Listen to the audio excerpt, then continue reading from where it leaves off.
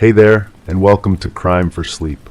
I know you're having trouble falling asleep, so let me keep you company with true crime stories from around the world. Before we dive in, I'm curious, where did you first hear this one? If you enjoy these stories, don't forget to like, comment, and subscribe. Now get comfortable, and let's get into tonight's case. Story 1. It smelled like yellowing pages and dusty ink. The aroma drifted in as I crossed the threshold, clinging to the air, familiar and unsettling, like a forgotten book pulled from a neglected shelf. I hesitated at the foot of the staircase, the scent tugging at threads of memory, impossible here, where no book should lie open. The hallway was silent, devoid of clutter, yet the smell persisted, growing stronger with each breath. It swirled around me, pressing forward images of a dimly lit study, pages spread open in chaos. I moved toward the source, a corner where light seldom reached, the air thick with the weight of something unspoken. I hadn't sensed that smell since then, but now it clung to me, undeniable. The rational part of my mind supplied an explanation immediately. My neighbor had been collecting vintage manuscripts for decades, and the ventilation system in our building had always been questionable. Old paper carries its scent through walls, through floorboards, through the smallest cracks in shared spaces. When she disappeared 3 weeks ago, the authorities had searched her apartment thoroughly. They'd left windows open to air out the musty accumulation of her hobby. The smell was simply drifting through the thin walls, nothing more mysterious than poor insulation and decades of collected literature. I had spoken to the investigators myself, 2 officers, polite but thorough, asking about her habits, her visitors, her state of mind in those final days. I told them what I knew. She kept to herself, received few visitors, maintained regular routines. Every morning at 7, I would hear her kettle whistle. Every evening at 9, the soft shuffle of her slippers across hardwood floors. The sounds had become as predictable as clockwork, a comforting rhythm in the backdrop of my own quiet existence. The last time I saw her, she was carrying a heavy box up the stairs. I offered to help, but she declined with that polite smile she always wore, the one that never quite reached her eyes. She mentioned something about organizing old papers, clearing out space for new acquisitions. Nothing unusual in that. She was always rearranging her collection, always making room for another rare find or forgotten manuscript. The investigators seemed satisfied with my account. Her disappearance, they suggested, might be voluntary. People sometimes need to start fresh, especially those who live solitary lives surrounded by the weight of accumulated possessions.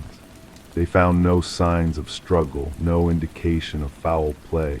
Her personal items were missing, suggesting deliberate departure rather than abduction. The case remained open, but their attention had clearly shifted elsewhere. Yet standing in my hallway now, breathing in that unmistakable scent, something felt wrong. The smell was too strong, too immediate. It carried with it a heaviness that spoke of more than mere paper and ink. There was something underneath it, something organic and troubling that made my stomach clench with unease. My hands trembled slightly as I moved toward the corner where the scent seemed strongest. The floorboards creaked under my weight, a sound I'd never noticed before, though I'd walked this hallway thousands of times. The wall felt cold against my palm as I steadied myself, colder than it should be given the season's warmth. I closed my eyes and tried to remember that last conversation more clearly. She had been carrying that box, yes, but hadn't there been something else?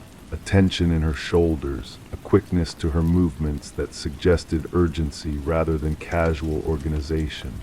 And her smile, that polite barrier she always maintained, hadn't it seemed more strained than usual? The kettle, when had I last heard her morning kettle? I tried to count backward, but the days blurred together in my memory. Had it been 3 weeks, as I'd told the officers, or longer? The routine sounds of her presence had faded so gradually that their absence hadn't immediately registered, like a clock that stops ticking in the night, noticed only in retrospect. I opened my eyes and found myself staring at a section of baseboard that seemed slightly askew. The wood grain didn't align properly with the adjacent boards, as if it had been recently disturbed and imperfectly replaced. My rational mind dismissed this observation. Old buildings settle, wood expands and contracts. Minor misalignments are common in structures with decades of history. But my fingers moved toward that section of wall almost without conscious direction. The wood felt different there, newer somehow, though it bore the same paint and apparent weathering as the surrounding boards. When I pressed gently, it gave slightly, as if the nails hadn't been driven fully home. The smell intensified as I knelt beside that section of wall. Not just old paper now, but something earthier, more complex. It reminded me of the basement of my childhood home, where my grandmother stored her canning supplies and forgotten treasures. Damp earth, organic decay, the slow transformation of matter from one state to another. I found myself thinking about the box she'd been carrying. Heavy, she'd said, full of old papers needing organization. But boxes of paper, even old manuscripts, shouldn't require such careful handling. She'd cradled it against her chest like something fragile, something that might break if jostled too roughly. My neighbor had always been secretive about her collection. In our brief conversations, she'd mentioned rare acquisitions, unusual finds, pieces that other collectors would envy. She'd hinted at documents with questionable provenance, items that had found their way to her through channels that might not bear close examination. I'd assumed she meant the gray market in vintage manuscripts, the kind of legal ambiguity that surrounds old papers with murky ownership histories. But what if her secretiveness ran deeper? What if her collection included items that were more than just valuable or rare? Documents that someone else wanted badly enough to take extreme measures to obtain. The thought sent a chill through me that had nothing to do with the cold wall against my palm. I tried to shake off the growing sense of unease, to return to the rational explanation I'd constructed. She had left voluntarily. The smell was simply residual evidence of her hobby, drifting through the building's poor ventilation. The loose baseboard was a minor maintenance issue, nothing more. But my body seemed to know something my mind refused to accept. My heart rate had increased, and a fine sheen of perspiration had formed on my forehead despite the cool air. My breathing had become shallow, as if some primitive part of my consciousness was preparing for flight. I pressed my ear to the wall and heard nothing but the building's usual sounds. Pipes settling, the distant hum of electrical systems, the muffled noise of traffic from the street below. Yet underneath these familiar sounds, or perhaps woven between them, was something else. A subtle wrongness that I couldn't identify but couldn't ignore. The investigators had been thorough, I reminded myself. They'd searched her apartment, interviewed neighbors, checked her financial records and travel documents. If there had been evidence of foul play, they would have found it. Professional investigators don't overlook obvious signs of criminal activity. But they hadn't spent time in this hallway, breathing in this smell, feeling the wrongness that seemed to emanate from the walls themselves. They hadn't noticed the loose baseboard or felt the cold spot that seemed to radiate from behind it. They'd focused on her apartment, on her personal effects, on the conventional places where evidence typically reveals itself. I stood slowly, my knees protesting after kneeling on the hard floor. The smell seemed to follow me as I moved, clinging to my clothes and hair like an accusation. In the growing dusk, the hallway had taken on an oppressive quality that I'd never noticed before. Shadows gathered in corners where they'd never seemed to linger, and the familiar space felt suddenly foreign and threatening. That night I dreamed of boxes and basements, of earth and paper mingling in ways that defied logic. I woke with the taste of dust in my mouth and the conviction that something terrible had happened in the space just beyond my bedroom wall. But daylight brought rationality, and I dismissed these nocturnal fears as the product of an overactive imagination fed by too many crime documentaries and mystery novels. The smell, however, remained. Day after day it grew stronger, more insistent, more impossible to ignore. I began to avoid that section of hallway, taking longer routes through my apartment to circumvent the corner where the scent seemed strongest. But avoidance only made the problem more acute, transforming a simple olfactory mystery into an obsession that colored every waking moment. I found myself listening for sounds that would never come: the whistle of her morning kettle, the shuffle of slippers on hardwood, the soft thud of books being rearranged. The silence where those sounds should be felt more oppressive than any noise could have been. It was the silence of absence, of interruption, of stories left unfinished. The loose baseboard called to me daily, demanding investigation even as my rational mind insisted there was nothing to find. Each time I passed that corner, my eyes were drawn to the imperfect alignment, my fingers itching to explore the space behind that seemingly innocent piece of wood. But some deeper instinct warned me away, suggesting that some knowledge, once gained, cannot be unknown. I began to question my own memories, to wonder if my account to the investigators had been as accurate as I'd believed. Memory is unreliable, I knew, susceptible to revision and contamination. Had I really seen her carrying that box, or was it a detail my mind had constructed to fill gaps in recollection? Had our final conversation actually occurred, or was it a composite of many similar exchanges, compressed by time and anxiety into a single, false memory? The uncertainty was perhaps worse than any definitive knowledge could have been. I found myself suspended between two possibilities, unable to commit fully to either explanation. She had left voluntarily, seeking a fresh start in some distant location where her past couldn't follow. Or something had happened to her here in this building, in the space we'd shared for so many years.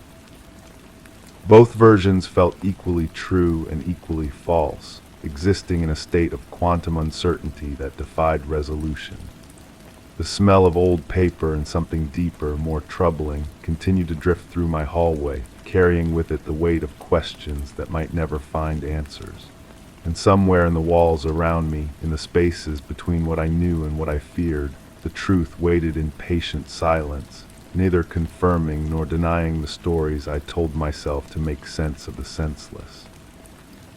The loose baseboard remained, a small imperfection in an otherwise ordinary hallway, holding its secrets behind a facade of weathered wood and peeling paint. And I remained, too, suspended between knowledge and ignorance, between the comfort of rational explanation and the terrible possibility that some disappearances leave traces that conventional investigation cannot detect. The smell persists still, a daily reminder that some mysteries resist solution, some truths remain buried beneath layers of doubt and rationalization.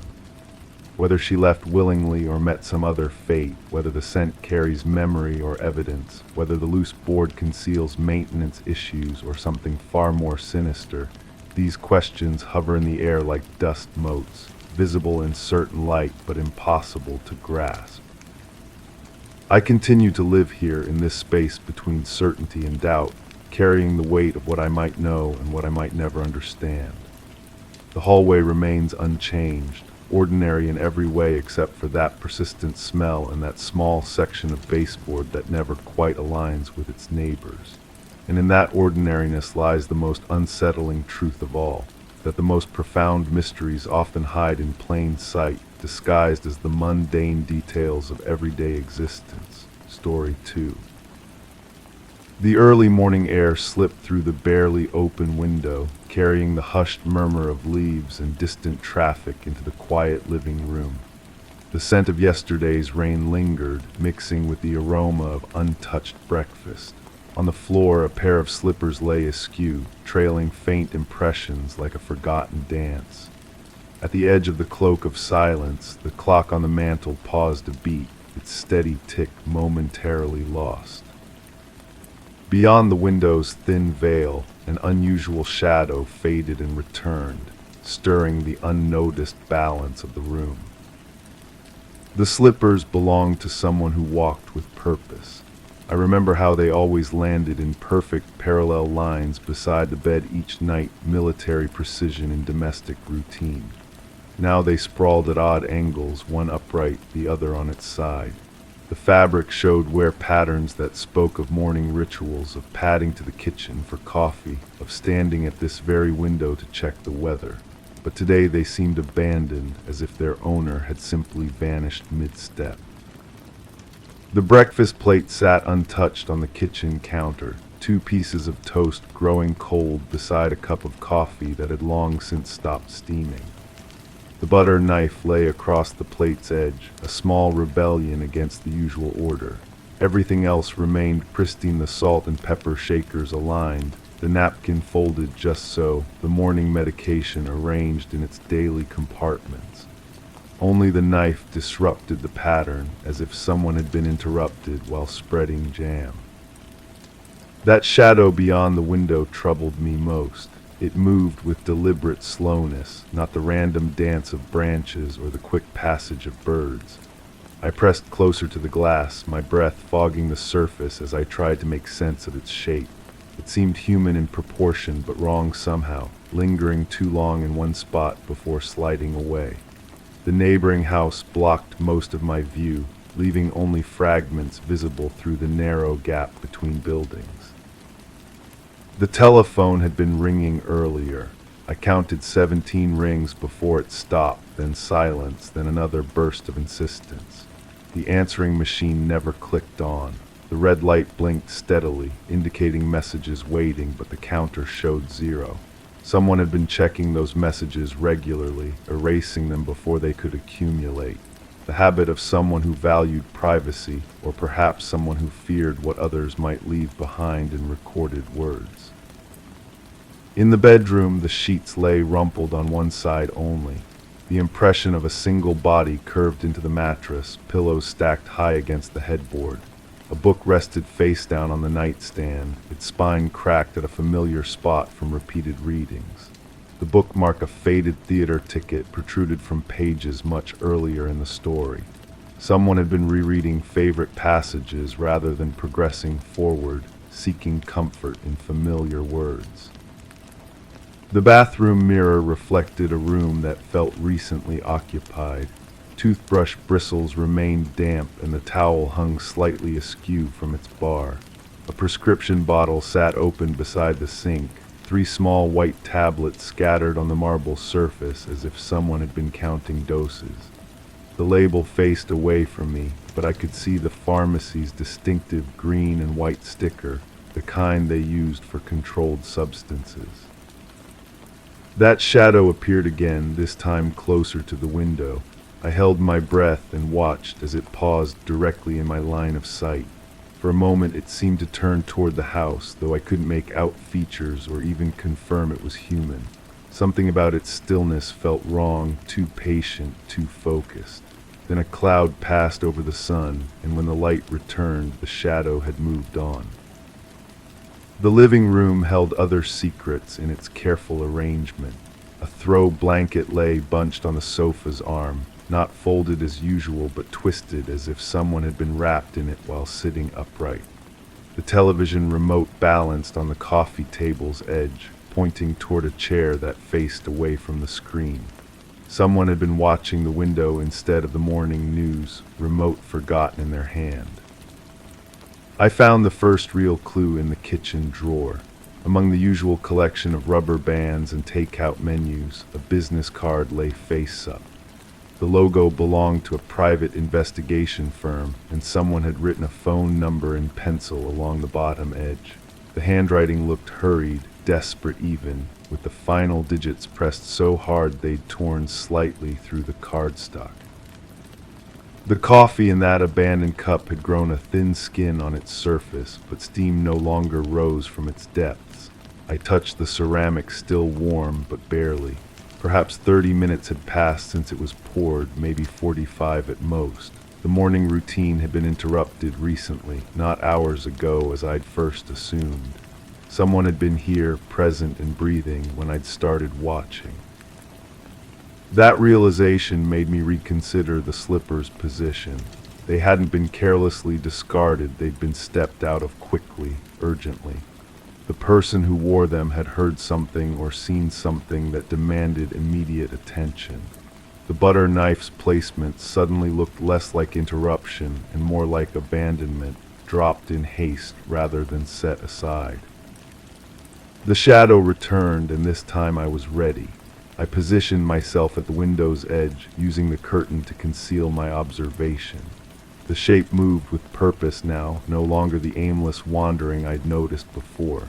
It approached the house next door, paused at what I assumed was their back entrance, then retreated to the same spot where I'd first noticed it. The pattern repeated 3 times before I understood someone was watching this house, just as I was watching them. The answering machine's red light continued its steady pulse. I approached it carefully, noting the way dust had been disturbed around its base.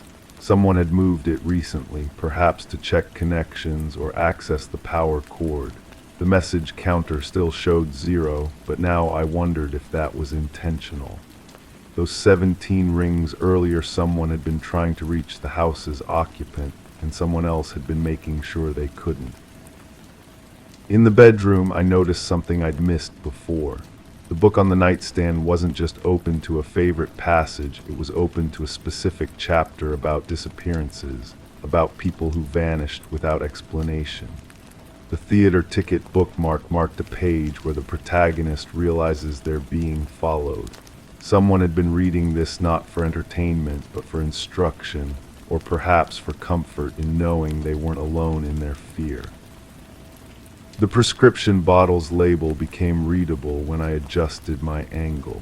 The name had been scratched out with black ink, but the medication was clear, something for anxiety, prescribed in quantities that suggested long-term use. The scattered tablets weren't spilled accidentally.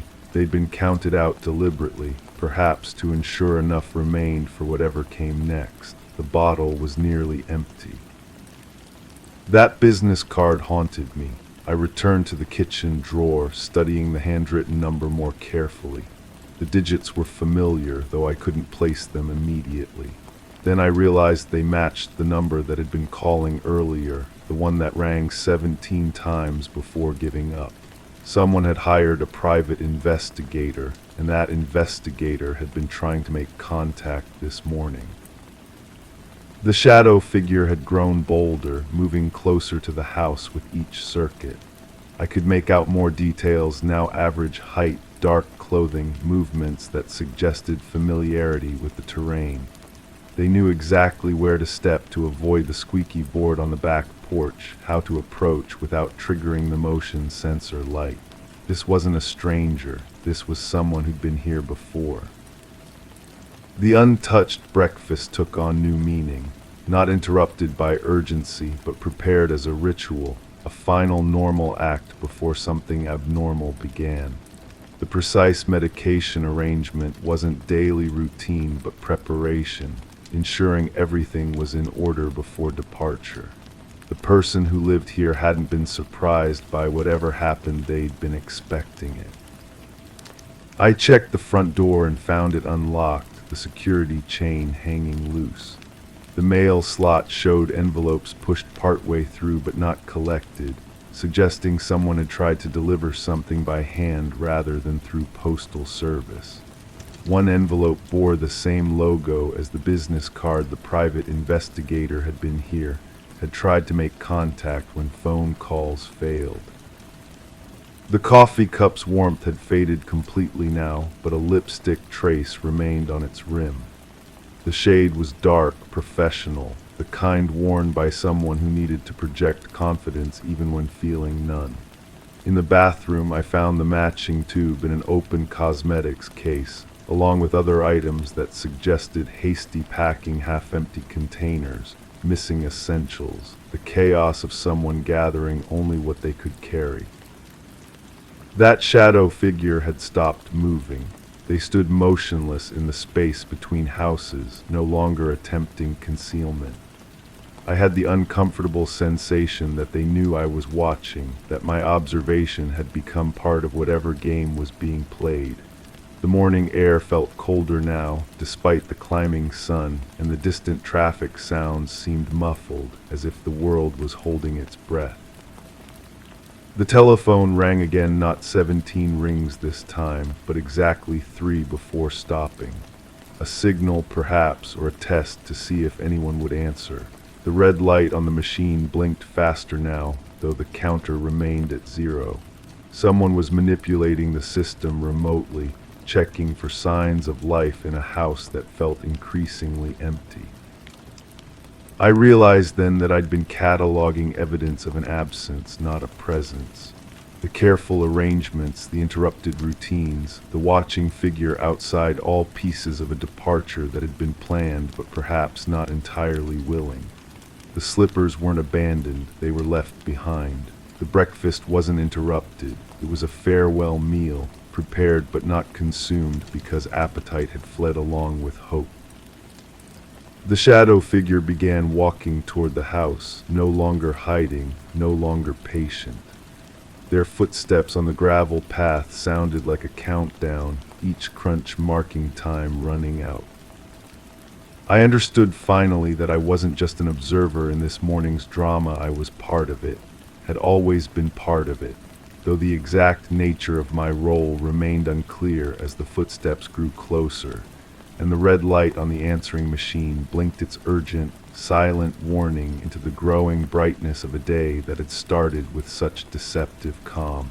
Story 3. The untouched morning. The porch creaked gently under the weight of an untrimmed vine, its tendrils brushing against the chipped white paint, whispering secrets to the quiet dawn. A lone newspaper lay on the steps, untouched by the early risers who should have claimed it. The air carried a trace of burnt toast, mingling oddly with salt, a scent foreign to this inland town. As the sun climbed, casting elongated shadows across the neglected garden, an unsettling quiet wrapped the neighborhood, where even the birds seemed to pause, listening intently. I stood across the street, my fingers wrapped around a lukewarm coffee cup, watching that house as if it might suddenly reveal its secrets. 3 mornings in a row, the newspaper had remained unclaimed. 3 mornings of that same strange silence emanating from behind those drawn curtains. The neighbors had started to notice too. I could see them stealing glances from their own porches, their morning routines disrupted by an absence they couldn't quite name. The salt smell grew stronger as I crossed the street. My shoes made soft impressions in the dew-dampened grass as I approached the front steps. The newspaper felt cold and slightly damp when I picked it up, its headlines blurring together in my peripheral vision. I wasn't really reading the words. I was listening to the house itself, to the way it seemed to hold its breath. She had been my neighbor for almost 2 years. The woman who lived here kept to herself mostly, but we'd exchanged pleasantries over the fence that separated our backyards. She had a habit of humming while she tended her tomato plants, always the same melody I could never quite identify. Her voice carried a slight accent I'd never been able to place, something that made ordinary words sound like they held deeper meanings. The last time I'd seen her, she'd been standing in her kitchen window, her silhouette backlit against the warm glow of her overhead light. She'd raised her hand in what I'd assumed was a wave, but now, replaying that moment in my mind, I wondered if it had been something else entirely. A gesture of farewell, perhaps, or even a plea for help that I'd misinterpreted in my evening distraction. I knocked on the front door, the sound echoing hollowly through what felt like empty rooms. The wood was warped slightly from weather exposure, and my knuckles left small indentations in the soft grain. No footsteps answered my knock, no voice called out from within, just that persistent silence that seemed to grow heavier with each passing moment. The windows on either side of the door were covered with sheer curtains that revealed only vague shapes within. I pressed my face closer to the glass, cupping my hands around my eyes to block out the morning glare. The living room beyond appeared undisturbed, a couch with carefully arranged throw pillows, a coffee table with what looked like an open magazine, a lamp that cast no light. That's when I noticed the smell was strongest near the front door. Not just salt now, but something else underneath it. Something organic and unsettling that made my stomach clench involuntarily. I stepped back, suddenly aware of my own heartbeat, of the way my palms had begun to sweat despite the cool morning air. I walked around to the back of the house, following a narrow path between overgrown shrubs that scratched at my jacket sleeves. The backyard was smaller than mine, dominated by the tomato plants she'd tended so carefully. They were beginning to wither now, their leaves curling inward from lack of water. A few overripe tomatoes had fallen to the ground, attracting clusters of flies that rose in lazy spirals when I disturbed them. The back door was painted the same chipped white as the front porch, but this one had a small window at eye level. I peered through it into what appeared to be a kitchen. The sink was full of dishes, and I could see the edge of a plate that held what might have been the remains of a meal. A slice of toast, burnt around the edges, sat abandoned on the counter beside an unplugged toaster. My hand found the door handle almost without conscious thought. It turned easily under my grip, the door swinging inward with a soft creak that seemed unnaturally loud in the morning stillness. I hesitated at the threshold, knowing I was crossing a line I couldn't uncross, but something about that abandoned toast, about the flies in the tomato garden, about 3 days of unclaimed newspapers, compelled me forward. The kitchen smelled of stale coffee and something else I couldn't immediately identify. The dishes in the sink were crusted with dried food, and a thin film of grease coated the stovetop. It was the kitchen of someone who had stopped caring about the small details of daily life, or someone who had been interrupted in the middle of their routine.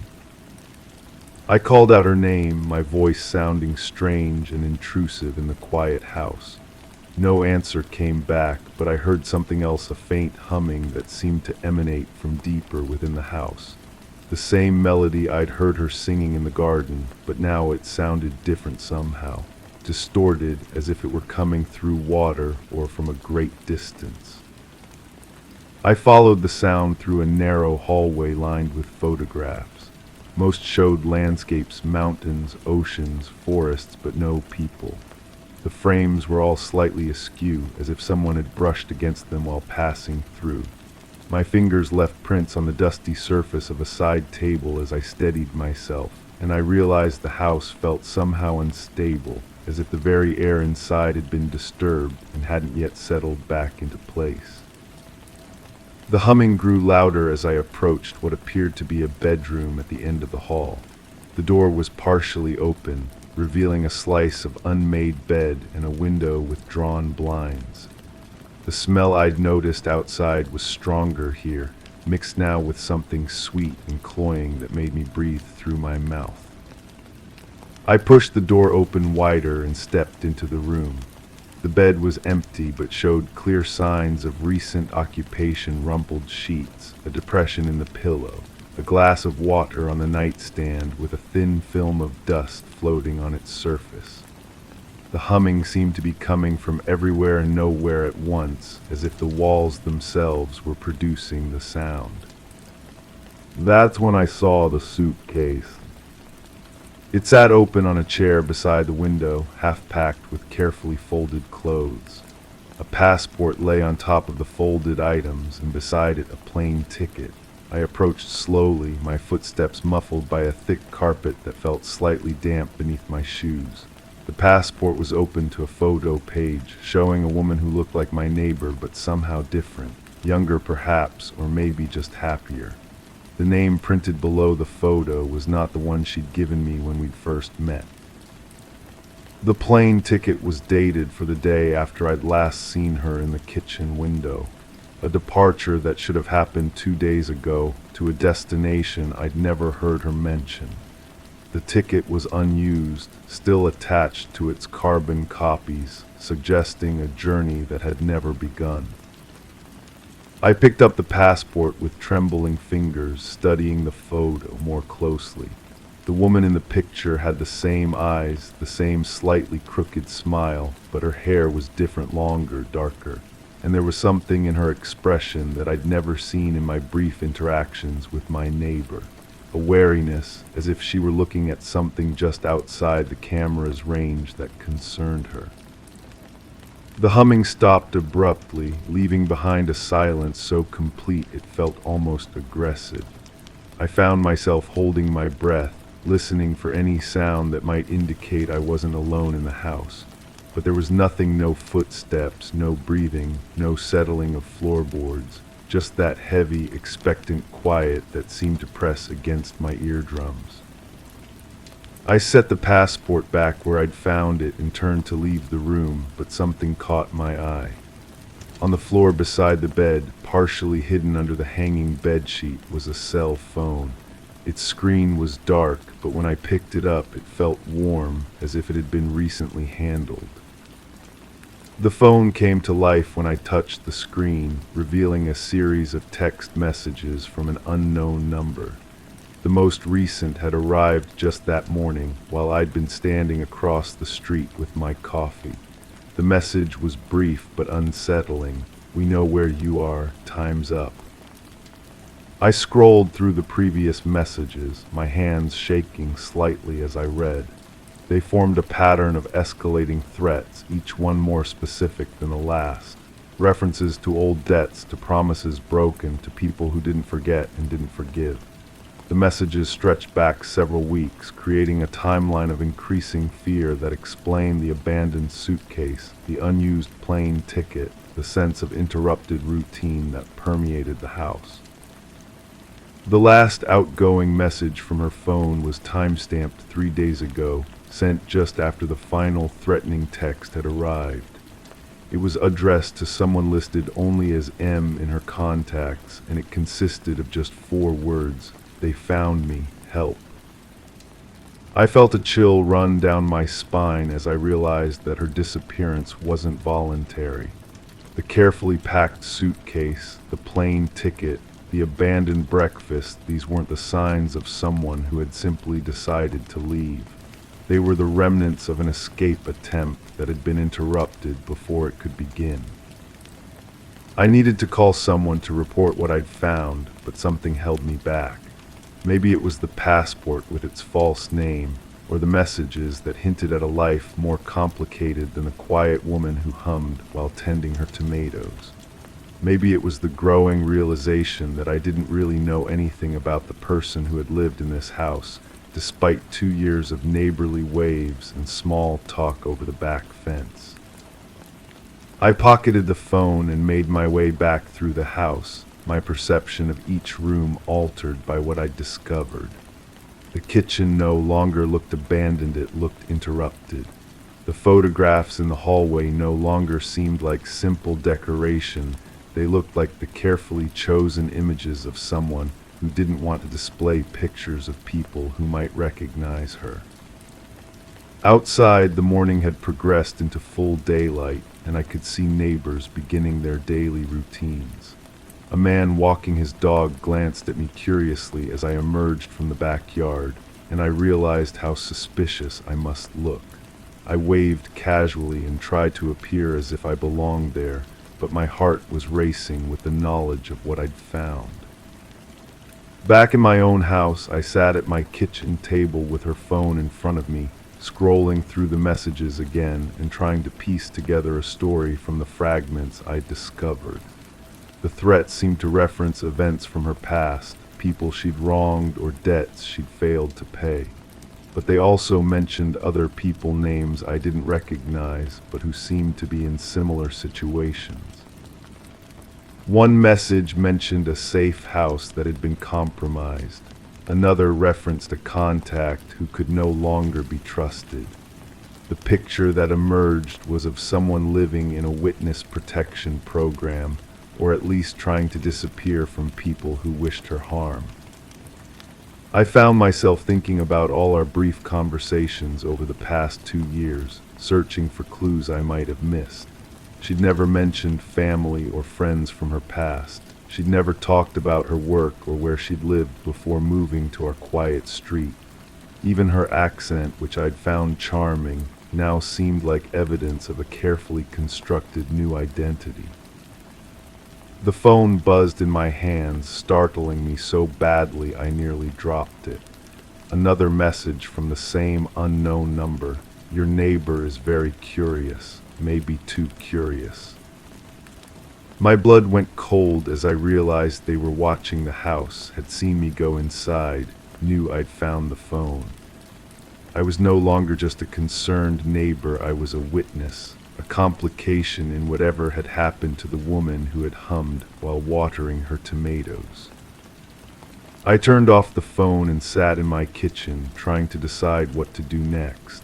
The logical choice was to contact the police, to report the disappearance and turn over the evidence I'd found. But the messages suggested that whoever had taken her was still nearby, still watching. And now they knew I was involved. The salt smell that had been so noticeable near her house seemed to linger in my own kitchen now, mixing with the aroma of my cold coffee and creating an unsettling combination that made my stomach churn. I found myself checking and rechecking the locks on my doors, drawing the curtains closed, moving through my own familiar spaces with the paranoid awareness of someone who no longer felt safe. As the afternoon wore on, I noticed things I'd never paid attention to before. A car parked across the street that I didn't recognize. A man walking past my house twice within the span of an hour. The way my phone calls seemed to have a slight delay, as if someone might be listening in. I tried to convince myself I was being paranoid, that the threatening messages and the mystery of my neighbor's disappearance were making me see dangers that didn't exist. But when evening came and I saw a light turn on in her supposedly empty house, I knew my fears were justified. Someone was in there, moving through the rooms I'd explored that morning. I could see shadows passing behind the sheer curtains, searching for something or perhaps cleaning up evidence I might have disturbed. The light moved from room to room in a methodical pattern, and I found myself holding my breath as it paused in the bedroom where I'd found the suitcase and phone. I should have called for help then, should have reported the break-in to someone with the authority to investigate. But I was paralyzed by the knowledge that whoever was in that house knew I'd been there, knew what I'd seen, knew I had her phone with all its incriminating messages. The light went out just after midnight, and I saw a figure emerge from the backyard, moving quickly through the shadows between houses. I couldn't make out any details in the darkness, but something about the person's movements suggested familiarity with the neighborhood, knowledge of which routes would avoid the street lights and the houses where people might still be awake. I didn't sleep that night. I sat by my bedroom window, watching her house and trying to process everything I'd learned. The woman I'd known as my neighbor had been living under a false identity, running from people who had finally caught up with her. She'd tried to escape but had been stopped before she could board her plane, and now those same people knew that I'd discovered their secret. When dawn came, I saw that the newspaper had been collected from her front steps. Someone wanted to maintain the appearance that she was still there, still following her normal routine, but I knew better. I knew that whatever had happened to her had been final, and that the person who had entered her house in the darkness had been there to eliminate any evidence of her real identity. The phone I'd taken buzzed once more, a final message that made my hands shake as I read it. Forget what you saw, forget what you know. Some neighbors are better left alone. I deleted the message and powered off the phone, but I couldn't delete the knowledge of what I discovered. The woman who had hummed while tending her tomatoes was gone, vanished into whatever fate awaited people who tried to escape their past. And I was left with the terrible understanding that some secrets are too dangerous to uncover, some mysteries too deadly to solve. The salt smell has never completely left my house. Even now, months later, I catch traces of it in the early morning air, mixing with the scent of coffee and toast, reminding me of that first day when I noticed the unclaimed newspaper and decided to investigate. Her house stands empty now, officially, though sometimes I see lights moving behind those sheer curtains late at night. I never reported what I found. I never turned in the phone or the evidence of her true identity. Because I learned something that morning that I wish I could forget. Sometimes the most dangerous thing you can be is a good neighbor, and sometimes the kindest thing you can do is pretend you never saw anything at all. The humming has stopped, but the silence it left behind feels somehow worse. Story 4. I had just steadied the flickering candle on the table. The room held its breath, filled with the faint scent of wax mingling with the stale air. My fingers brushed over a forgotten layer of dust, leaving clean lines in their wake. The shadows felt heavier today, pressing against the walls as if seeking to escape. The familiar creak underfoot whispered of a shift, and suddenly the stillness felt charged with a different story. The dust patterns formed letters, or maybe I wanted them to. My fingertip traced what could have been an R, then an A. Random marks, nothing more. But the way the particles caught the candlelight reminded me of something else chalk on a blackboard, the way she used to write notes during those long interviews. I remember the first time I saw her handwriting, small, precise letters that seemed to lean away from each other as if they were afraid to touch. She was writing in a notebook while we talked, though she never looked down at the page. Her pen moved independently of her gaze, creating words I would never read. "Tell me about the morning you found it," she had said. Found what exactly? The question assumes I found something, but memory is slippery. Did I find it, or did it find me? The distinction matters, though I'm not sure why. The candle flame wavers, casting my shadow larger against the far wall. I look like someone else in that distorted reflection, broader shoulders, different posture, more confident perhaps, or more guilty. The two can appear identical in poor lighting. There was a morning, I'm certain of that much. The air carried that particular weight that comes before rain, though I can't recall if it ever actually rained. I was walking, though the destination escapes me now. My feet knew the path without conscious direction, the way they do when you've traveled the same route countless times. The pavement was uneven. I remember that clearly because I nearly stumbled. A crack ran diagonally across the walkway, filled with weeds that had grown tall enough to catch my toe. When I looked down to steady myself, that's when I saw it. Or thought I saw it. Memory revision number 1. Maybe I was looking for it. Maybe my stumble was deliberate, an excuse to examine the ground more closely. The mind creates its own narratives, filling gaps with convenient fictions. Memory revision number 2. The crack wasn't filled with weeds. It was clean, too clean. Someone had been maintaining this particular section of pavement, clearing away the natural debris that should have accumulated over time. Why would anyone bother with such a small detail? The notebook woman wrote something down when I mentioned the clean crack. Her pen moved quickly, urgently. I tried to read her expression, but she kept her head tilted at an angle that cast shadows across her features. "How long had it been since you'd walked that route?" she asked. Time becomes fluid when you're trying to reconstruct events. Days blend into weeks, weeks into months. I told her I walked there regularly, but as the words left my mouth, I realized I wasn't certain. Regular could mean daily, or it could mean whenever the mood struck me.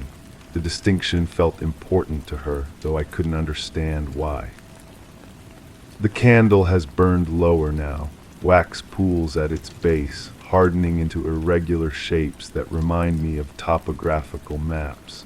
Islands and peninsulas of cooled paraffin, creating a miniature landscape on the table's surface. I trace one formation with my finger and it crumbles, destroying whatever geography it might have represented. There was something about maps in her questions. She asked if I was familiar with the area, if I knew the surrounding streets well enough to navigate without thinking. An odd thing to ask someone who claimed to live nearby, but I answered honestly. Yes, I knew the area.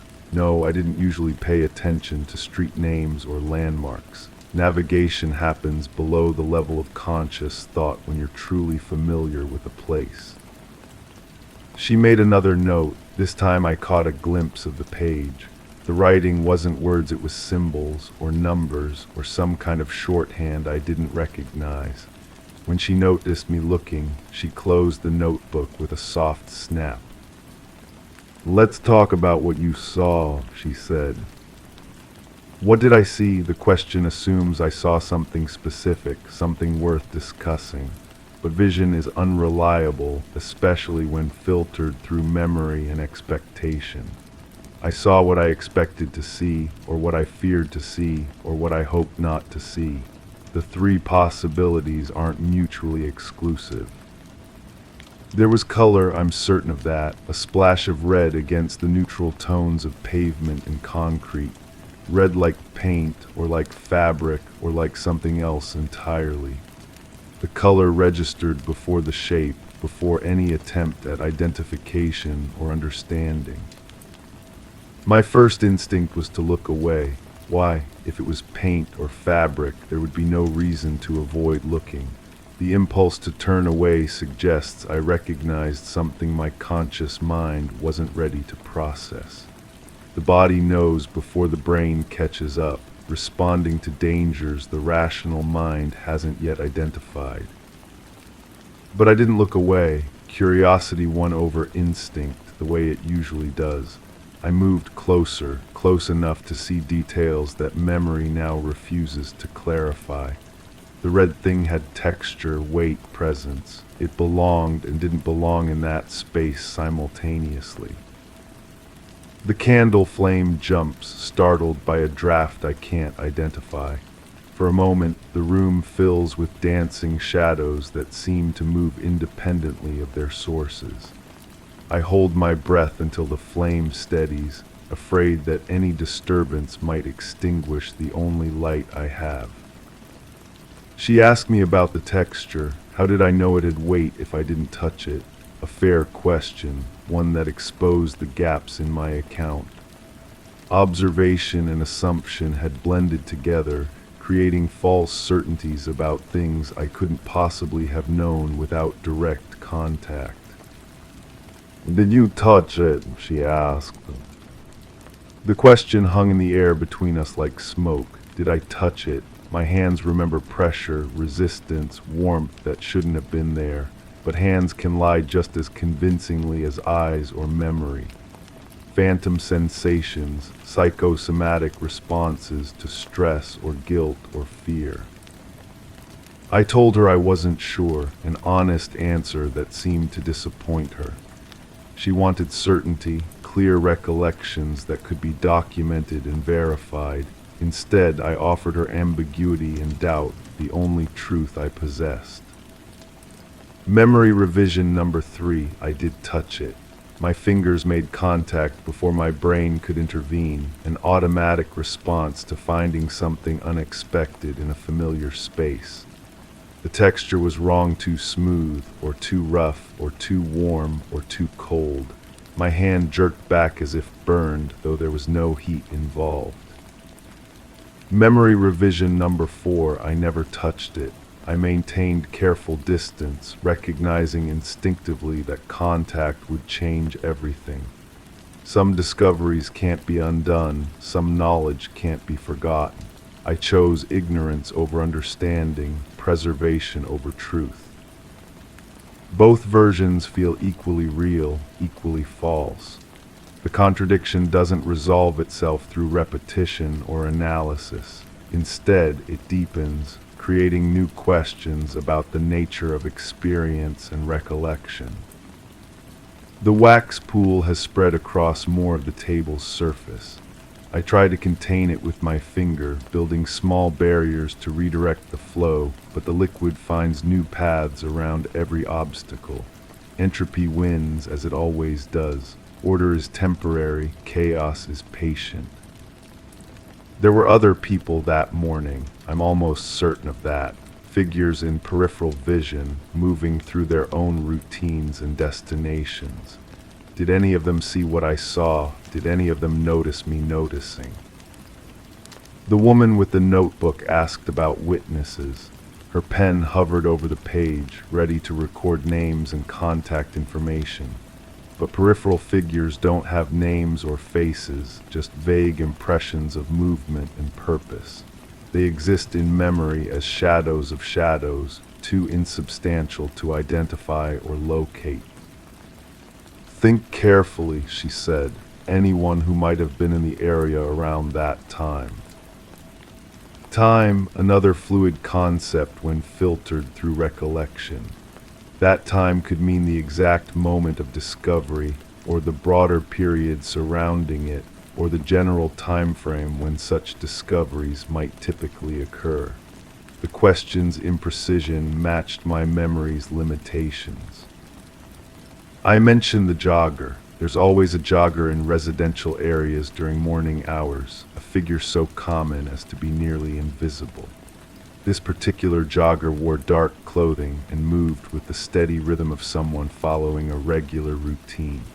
Male or female, young or old, local or visiting, all details lost to the anonymity of distance and distraction. She wrote down jogger and underlined it twice. The emphasis suggested significance I couldn't understand. What made one anonymous figure more important than another? What did she know that I didn't? The candle is halfway consumed now.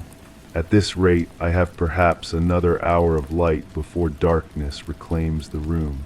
The prospect doesn't frighten me as much as it should. There's something appropriate about discussing these memories in failing light, as if illumination itself is part of the problem. I remember leaving. The discovery, whatever it was, couldn't be undone or ignored, but it could be abandoned. I walked away, retracing my steps along the familiar route until I reached the safety of routine and normalcy. Distance should have provided clarity, but instead it bred obsession. The red thing haunted my thoughts, not its appearance that remained frustratingly vague, but its implications. Why was it there? How long had it been there? What was I supposed to do with the knowledge of its existence? I called the authorities, or I think I did. Memory suggests a phone conversation, official voices asking official questions. But I have no record of the call, no reference number or case file to confirm it actually happened. The mind creates false memories to resolve cognitive dissonance, inventing actions that should have been taken even if they weren't. Memory revision number 5, I never called anyone. The discovery remained private, a secret burden I carried alone. The weight of unshared knowledge grew heavier with time, demanding acknowledgement or resolution. Memory revision number 6, someone else called, the jogger perhaps, or another peripheral figure who saw what I saw and possessed the courage or clarity to act. My role was limited to witness, not reporter. The responsibility belonged to someone else. The notebook woman asked about my phone records. Could I provide documentation of any calls made that morning or in the days immediately following? Another reasonable request that exposed the gaps in my preparation. I hadn't thought to gather evidence of my own actions, hadn't anticipated the need to prove my version of events.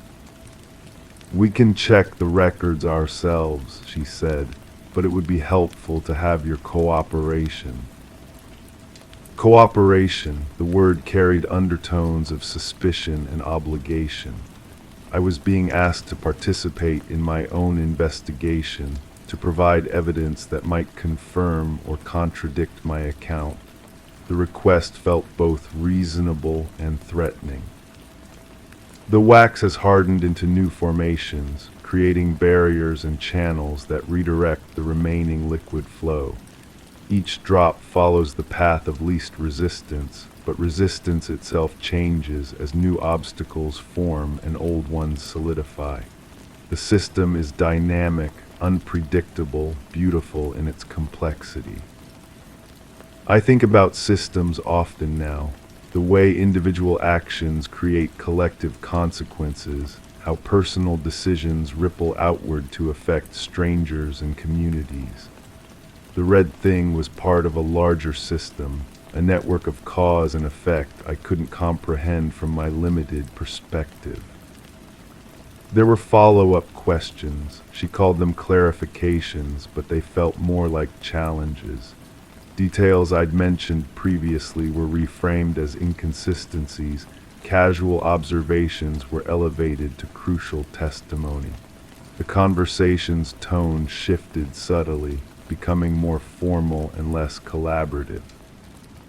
"Let's go over the timeline once more," she said. Timeline implies chronological order, clear sequences of cause and effect, but memory doesn't organize itself temporally. Instead, it clusters around emotional significance, grouping related experiences regardless of when they occurred. The red thing could have been discovered yesterday or years ago. Its impact on my thoughts remains immediate and present. I tried to construct a linear narrative for her benefit. Morning routine, familiar walk, unexpected discovery, appropriate response. Each element followed logically from the previous one, creating a coherent sequence that satisfied the requirements of official documentation. But coherence and truth aren't identical. The linear version omitted the uncertainty, the revisions, the contradictory impressions that define the actual experience. It was a story about the discovery rather than the discovery itself, a translation that lost essential meaning in the process of becoming comprehensible. She seemed satisfied with the linear version. Her pen moved steadily across the page, recording details and observations in whatever symbolic language she employed. When she finished writing, she closed the notebook again and looked directly at me for the first time during our conversation. "Thank you for your cooperation," she said. The same word again, but now it sounded like a conclusion rather than a request. Our interaction was complete. My role in whatever larger investigation was underway had been fulfilled. I was free to return to my routine, to forget about red things and clean cracks and anonymous joggers. But forgetting proved impossible. The memory, uncertain as it was, had taken root in my consciousness. It colored my perception of familiar places, made me notice details I'd previously overlooked, transformed routine walks into investigative expeditions. The candle flame has grown smaller, more fragile. The pool of wax surrounding its base provides stability, but also threatens to drown the wick if it rises too high. I consider trimming the wick to extend the burning time, but that would require tools I don't have and skills I've never developed. I return to the location. Not immediately, that would have seemed obsessive or suspicious. But eventually, drawn by curiosity and the need for closure, I retraced the route that had led to the discovery. The crack in the pavement was still there, but it looked different, smaller perhaps, or filled with debris that hadn't been present before. The red thing was gone, leaving no trace of its former presence. The space looked ordinary, unremarkable, innocent of any significance. Had I imagined it, the possibility couldn't be dismissed. Stress, fatigue, and suggestion can create vivid hallucinations that feel entirely real. The mind fills gaps in perception with invented details, constructing experiences that never actually occurred. But the investigation continued without me. I heard fragments of information, rumors, and speculation that suggested official interest in the area. The jogger was questioned according to one source. Security footage was reviewed according to another. The red thing, real or imagined, had consequences beyond my personal uncertainty. Memory revision number 7, the red thing was never there. My mind created it to explain some other disturbance, some subtle wrongness I sensed but couldn't identify. The fiction became more real than the truth it was meant to represent. Memory revision number 8, the red thing was there, but it wasn't what I thought it was. Context and assumption shaped my interpretation, transforming something innocent into something significant. The discovery was real, but the meaning was manufactured. Neither revision resolves the uncertainty. Instead, they multiply the possibilities, creating new questions about perception and reality. The truth becomes less important than the search for truth, the investigation more significant than its conclusions. The candle is nearly spent now. The flame has shrunk to a tiny blue core surrounded by a halo of yellow light. Soon it will gutter out, leaving me in darkness with only memory for company. The prospect feels appropriate somehow. These thoughts belong in shadow, in the spaces between certainty and doubt. I think about the notebook woman sometimes. Was she real or another invention of an unreliable mind? The conversation feels authentic, but memory can create convincing fictions. Her questions were too perfect, too precisely targeted to be coincidental. Real investigators work from incomplete information, follow false leads, waste time on irrelevant details. But if she was fictional, what does that say about the rest of my account? How much of this narrative exists only in my imagination, created to explain experiences I can't otherwise understand? The uncertainty spreads backward and forward, contaminating every detail with doubt. The wax has cooled into a complex landscape of ridges and valleys. I trace the formations with my finger, following paths that lead nowhere, exploring territories that exist only temporarily. When the candle finally dies, this geography will be preserved in darkness, a monument to entropy and time. There are no conclusions here, no revelations that resolve the mystery. The red thing remains ambiguous, suspended between existence and imagination. The investigation continues without progress, generating questions faster than answers. The truth, if it exists, stays hidden behind layers of uncertainty and revision.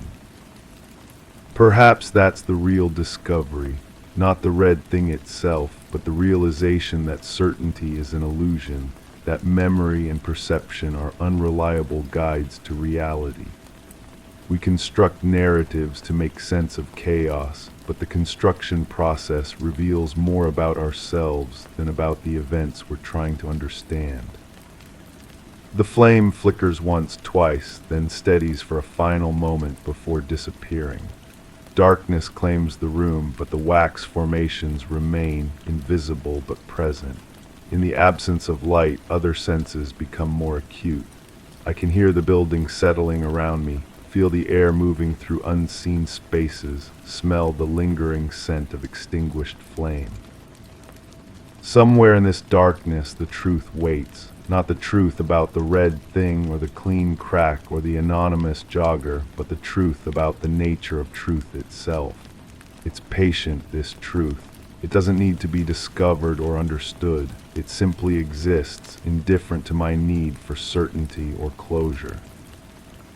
I sit in the darkness, surrounded by questions that have no answers, memories that contradict themselves, investigations that lead nowhere. The silence is complete now, broken only by the sound of my own breathing and the distant whisper of a world that continues its motion regardless of my uncertainty.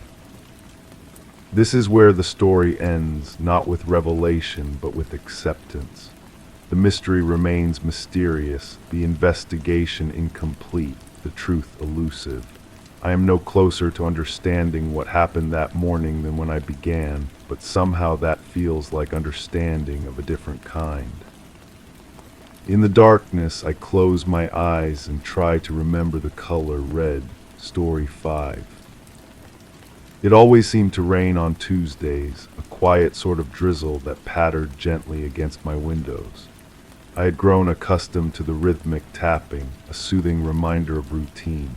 Then last Tuesday it started raining at noon, and then again at 4, a twin storm that felt oddly synchronized. This Tuesday the pattern shifted once more. The rain began at 3:15, a small fracture in the routine that felt like a whisper against my skin. As I listened to the droplets sparse across the glass, a nagging thought emerged. Had it rained differently this time? The photograph on my desk had moved, not dramatically, just a 1/4 inch to the left, enough that the corner no longer aligned with the water ring stained into the wood. I noticed these things now, the way objects seemed to drift when I wasn't watching, the way silence felt heavier in rooms where voices had recently fallen quiet. I keep thinking about the first time I saw her through the rain-streaked glass. She stood beneath the street lamp across from my building, her umbrella tilted at an angle that suggested she wasn't really trying to stay dry. The light caught the droplets on her coat, transforming them into tiny mirrors that reflected nothing I could name. She looked up at my window then, and I stepped back into the shadow of my curtains, my heart performing some irregular rhythm I didn't recognize. But that wasn't really the beginning, was it? The beginning was weeks before, when I found the envelope slipped under my door. No return address, just my name written in careful script across cream-colored paper. Inside, a single photograph of the building across the street, taken from what must have been my own window. The angle was perfect, too perfect. Someone had stood exactly where I stood each morning with my coffee, watching the world wake up through rain-dampened glass. I've been trying to remember if I left my apartment unlocked that day. Memory is such a fragile thing, isn't it? It bends and reshapes itself until you're not sure what actually happened and what your mind has constructed to fill the gaps. I remember checking the lock twice before leaving, the way I always do. But I also remember the strange sensation of returning home to find the air different somehow, as if someone had been breathing in my space. The woman with the umbrella appeared again the following Tuesday. Same street lamp, same tilted umbrella, same upward glance toward my window. This time I didn't step away. I pressed my palm against the cool glass and watched her watching me. She raised her free hand in what might have been a wave or might have been something else entirely. The gesture was so brief I couldn't be certain it had happened at all. I started keeping a journal then, documenting the small disturbances. The photograph that moved, the envelope with no sender, the woman who appeared when the rain began. I wrote everything down in careful detail, as if precision might reveal some hidden pattern, some logic to explain the feeling that my life was being observed and catalogued by someone I couldn't see. The entries became obsessive. I noted the exact position of objects before leaving and after returning. I measured distances with a ruler, photographed angles of light, recorded the duration of rainfall. My handwriting grew smaller and more cramped as I tried to capture every nuance, every possibility. Reading back through those pages now, I see the slow dissolution of rational thought, the way suspicion consumed itself until nothing remained but questions without answers. She wasn't there the third Tuesday. The rain came and went, but the street lamp illuminated only empty pavement. I found myself disappointed, which troubled me more than her presence ever had.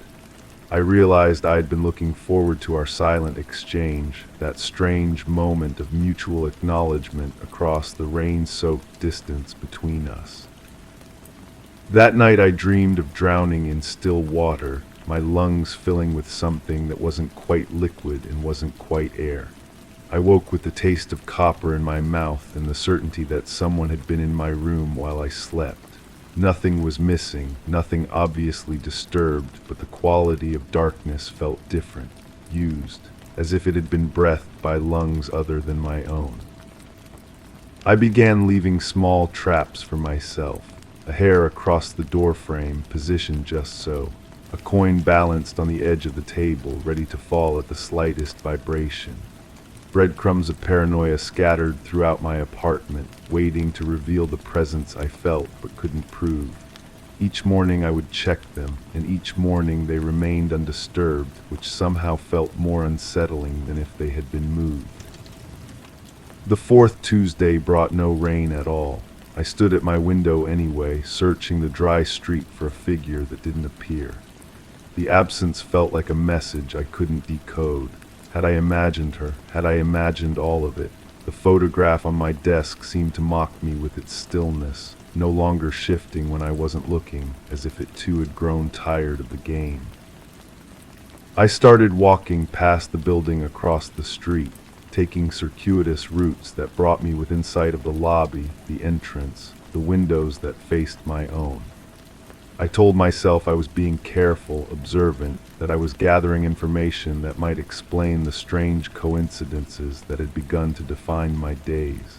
But really I was hunting for her, for some confirmation that she existed outside the narrow frame of my rain-streaked window. The doorman knew nothing. The residents I glimpsed coming and going were strangers with unfamiliar faces. The building directory revealed no names that sparked recognition, no apartments that aligned with the angle from which that original photograph must have been taken. It was as if she had materialized from the rain itself and dissolved back into it when the weather changed. I found myself checking the lock on my door compulsively, sometimes 3 or 4 times before leaving, sometimes returning home to check it again within minutes of departing. The ritual became a kind of prayer, a desperate attempt to maintain some boundary between the inside and outside of my life. But boundaries are permeable things, aren't they? They exist only as long as both sides agree to respect them. The rain returned on the 5th Tuesday, heavier than before, drumming against the windows with an urgency that made me restless. I positioned myself at my usual spot and waited. The street lamp flickered once, twice, then steadied into its familiar glow. The pavement gleamed like dark water, reflecting light that seemed to come from nowhere and everywhere at once. She appeared as if she had always been there, as if I had simply failed to notice her until that moment. The umbrella was gone this time. She stood in the rain without protection, her hair darkening as it absorbed the water, her clothes clinging to her frame. She looked up at my window and smiled, or seemed to smile. At that distance, through the rain and the distortion of glass, it was impossible to be sure. I pressed both palms against the window now, leaning into the cold surface until my breath fogged the glass between us.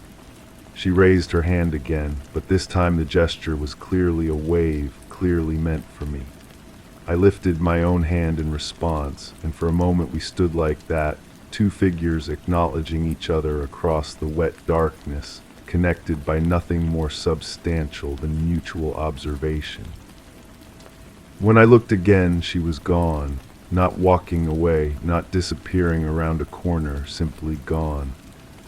The street lamp continued to cast its circle of light on empty pavement. The rain continued to fall, but the space she had occupied felt hollow, as if something had been extracted from the world itself. I ran downstairs and across the street, my feet splashing through puddles that reflected fragments of light and sky. The spot where she had stood was warm beneath my palm when I pressed it against the lamp post, warmer than metal should have been after standing in the cold rain.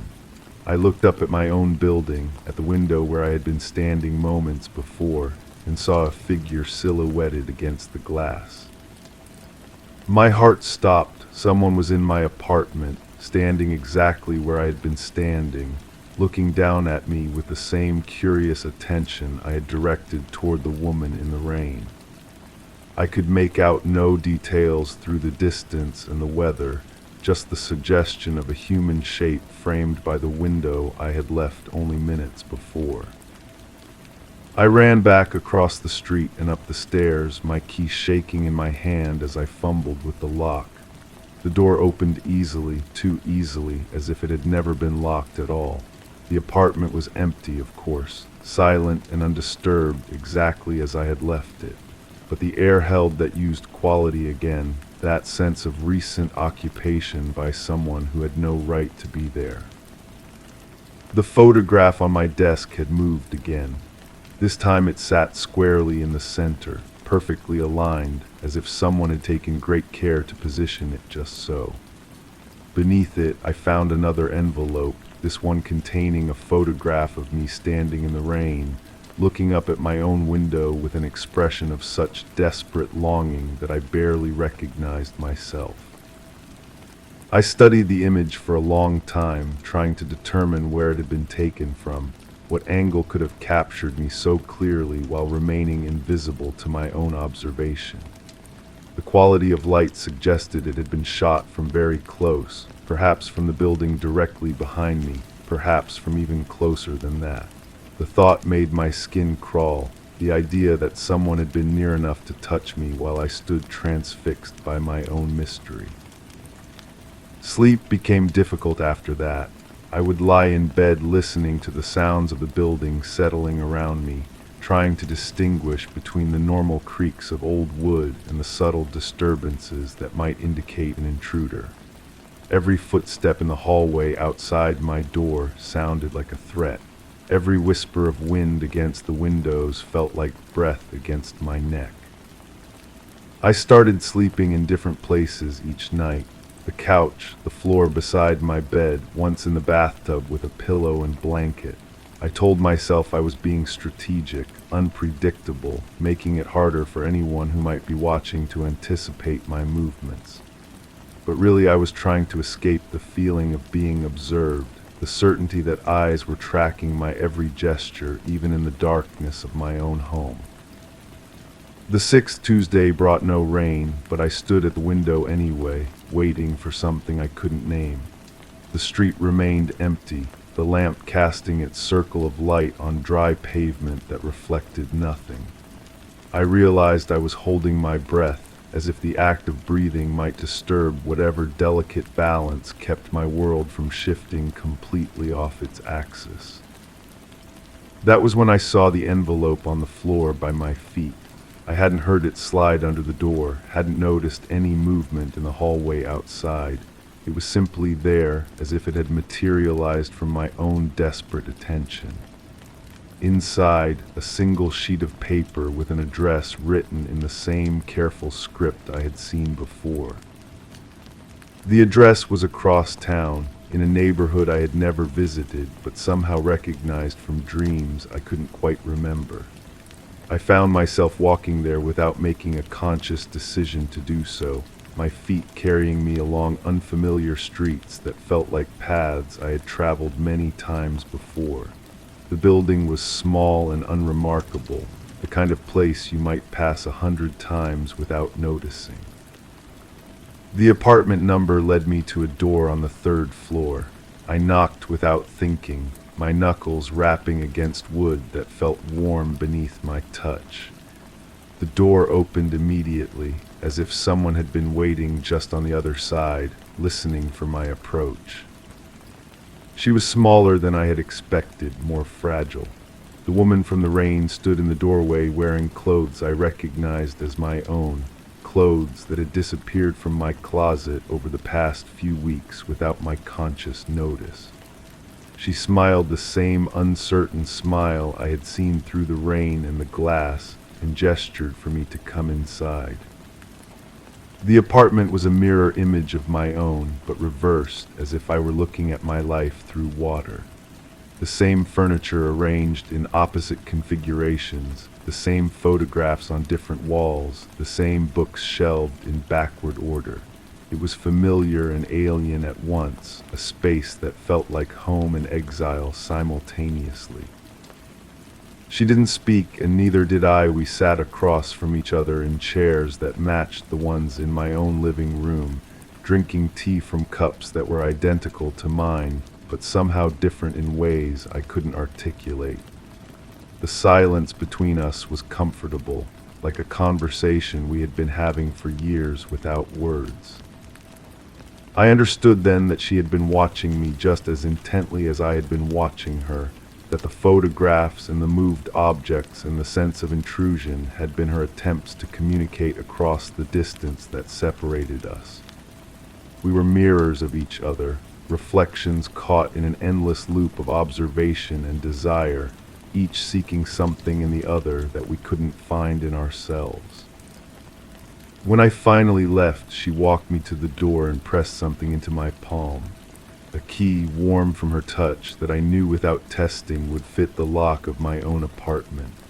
I wanted to ask her name, to understand what had drawn us together across the rain-soaked space between our separate lives, but words seemed inadequate for what we had shared. I walked home through streets that felt different now, as if the city itself had shifted slightly to accommodate the new knowledge I carried. The key in my pocket seemed to pulse with its own heat, a small sun burning against my leg with each step I took toward the building I had thought of as mine alone. My apartment welcomed me back with the familiar scent of my own life, but underneath it I detected something else, a trace of her presence that had been there all along, waiting for me to develop the senses necessary to perceive it. The photograph on my desk had moved again, but this time I wasn't surprised. This time I understood that it had always been moving, that I had simply been too focused on my own reflection to notice. I sit now at my window, watching the rain begin its gentle percussion against the glass. Tuesday rain, soft and persistent, the kind that seems to wash the world clean while leaving it somehow more mysterious than before. I know she's watching too, from her reversed apartment across town, both of us caught in the same loop of observation and longing that brought us together.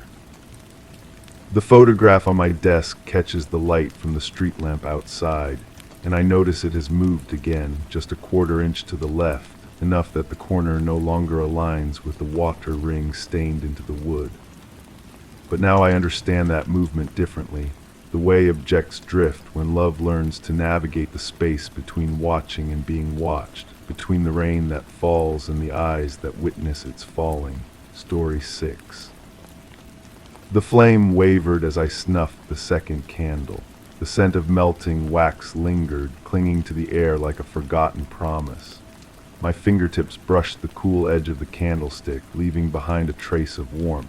In the dim room, shadows stretched unnaturally, stretching beyond their bounds. The silence felt thicker, expectant, as if waiting for something unspeakable to unfold. It was then I noticed the gentle sway of the third candle's flame, although the air was still. Something felt misplaced, yet the room remained unchanged. I understand now that the displacement began long before I noticed the dancing flame. Perhaps it started when I first found myself drawn to this cottage by the harbor, where the salt air carries whispers that might be wind or might be something else entirely. The realtor had mentioned the previous tenant left suddenly, abandoning most of their belongings. personal effects scattered throughout the rooms like breadcrumbs in a fairy tale that ends badly.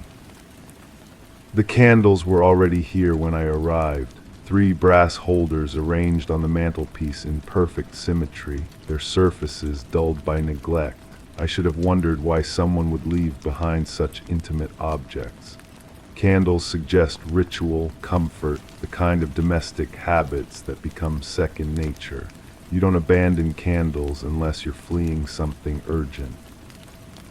But I lit them anyway, drawn to their promise of warmth against the coastal chill that seems to seep through every wall in this place. The first night, all 3 flames burned steady and true.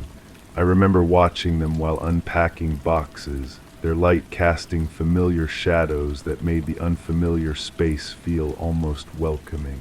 Almost. The second night brought the first disturbance. Not the flame's movement, not yet, something subtler. The middle candle burned lower than the others, though I had lit them simultaneously. I found myself staring at it, trying to calculate the mathematics of wax consumption, searching for logical explanations. Different wicks, perhaps, varied air currents. The mind seeks patterns even where none exist. Or perhaps especially where none exist. I began to notice other inconsistencies. A photograph on the kitchen counter that I didn't remember placing there, showing strangers at what appeared to be a celebration. Their faces blurred by motion or poor lighting, but their smiles seemed forced, theatrical, the kind of happiness performed for cameras rather than felt. I should have thrown it away, but instead I found myself studying their expressions, searching for clues to a mystery I couldn't articulate. The cottage holds secrets in its walls like moisture. Each room contains remnants of the previous occupant's life. A coffee mug with lipstick stains that won't wash clean. Books with passages underlined in different colored inks, as if multiple readers had marked their territory across the same pages. A mirror in the bedroom that reflects light strangely, casting my reflection slightly to the left of where it should appear. I tell myself these are the normal residues of human habitation. We all leave traces, invisible fingerprints on the spaces we occupy. But some evenings, when the fog rolls in from the water and the cottage feels suspended between sea and sky, I wonder if the traces left here are deeper than usual, more permanent. The harbor outside my window holds its own mysteries. Fishing boats appear and disappear according to schedules I can't decipher. Sometimes I count 7 vessels moored to the dock, other times only 5. The missing boats leave no empty slips, no gaps in the orderly line. It's as if they were never there at all, and my memory has simply fabricated their existence. I've started keeping notes, trying to track these discrepancies.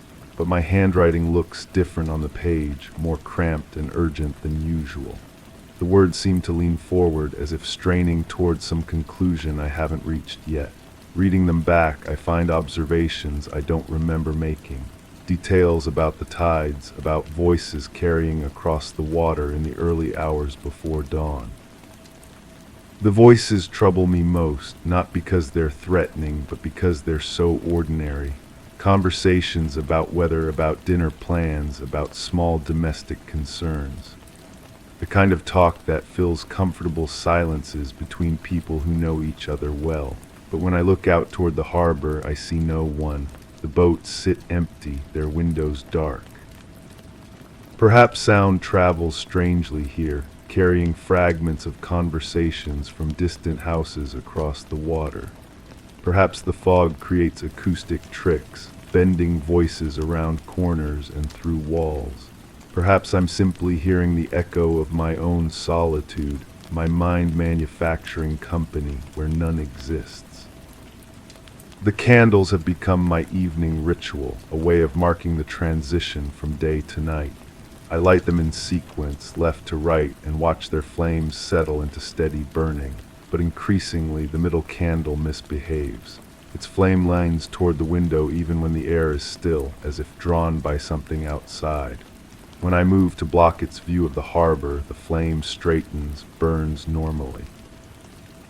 I've examined the candle for defects. The wick appears identical to the others. The wax shows no unusual discoloration or texture, yet it continues to burn erratically, consuming itself faster than its companions. I've considered replacing it, but something stops me.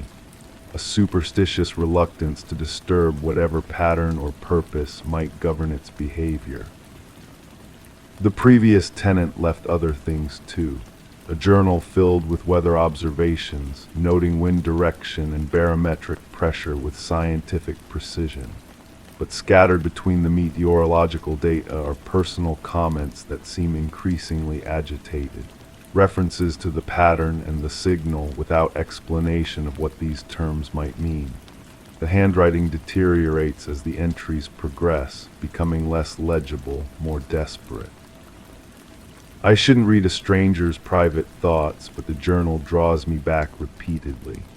The final entry consists of a single sentence repeated multiple times. The third flame knows. Below this, someone has drawn a rough map of the harbor, marking positions with small X's. I've compared this map to the actual view from my window, but I can't determine what the X's represent.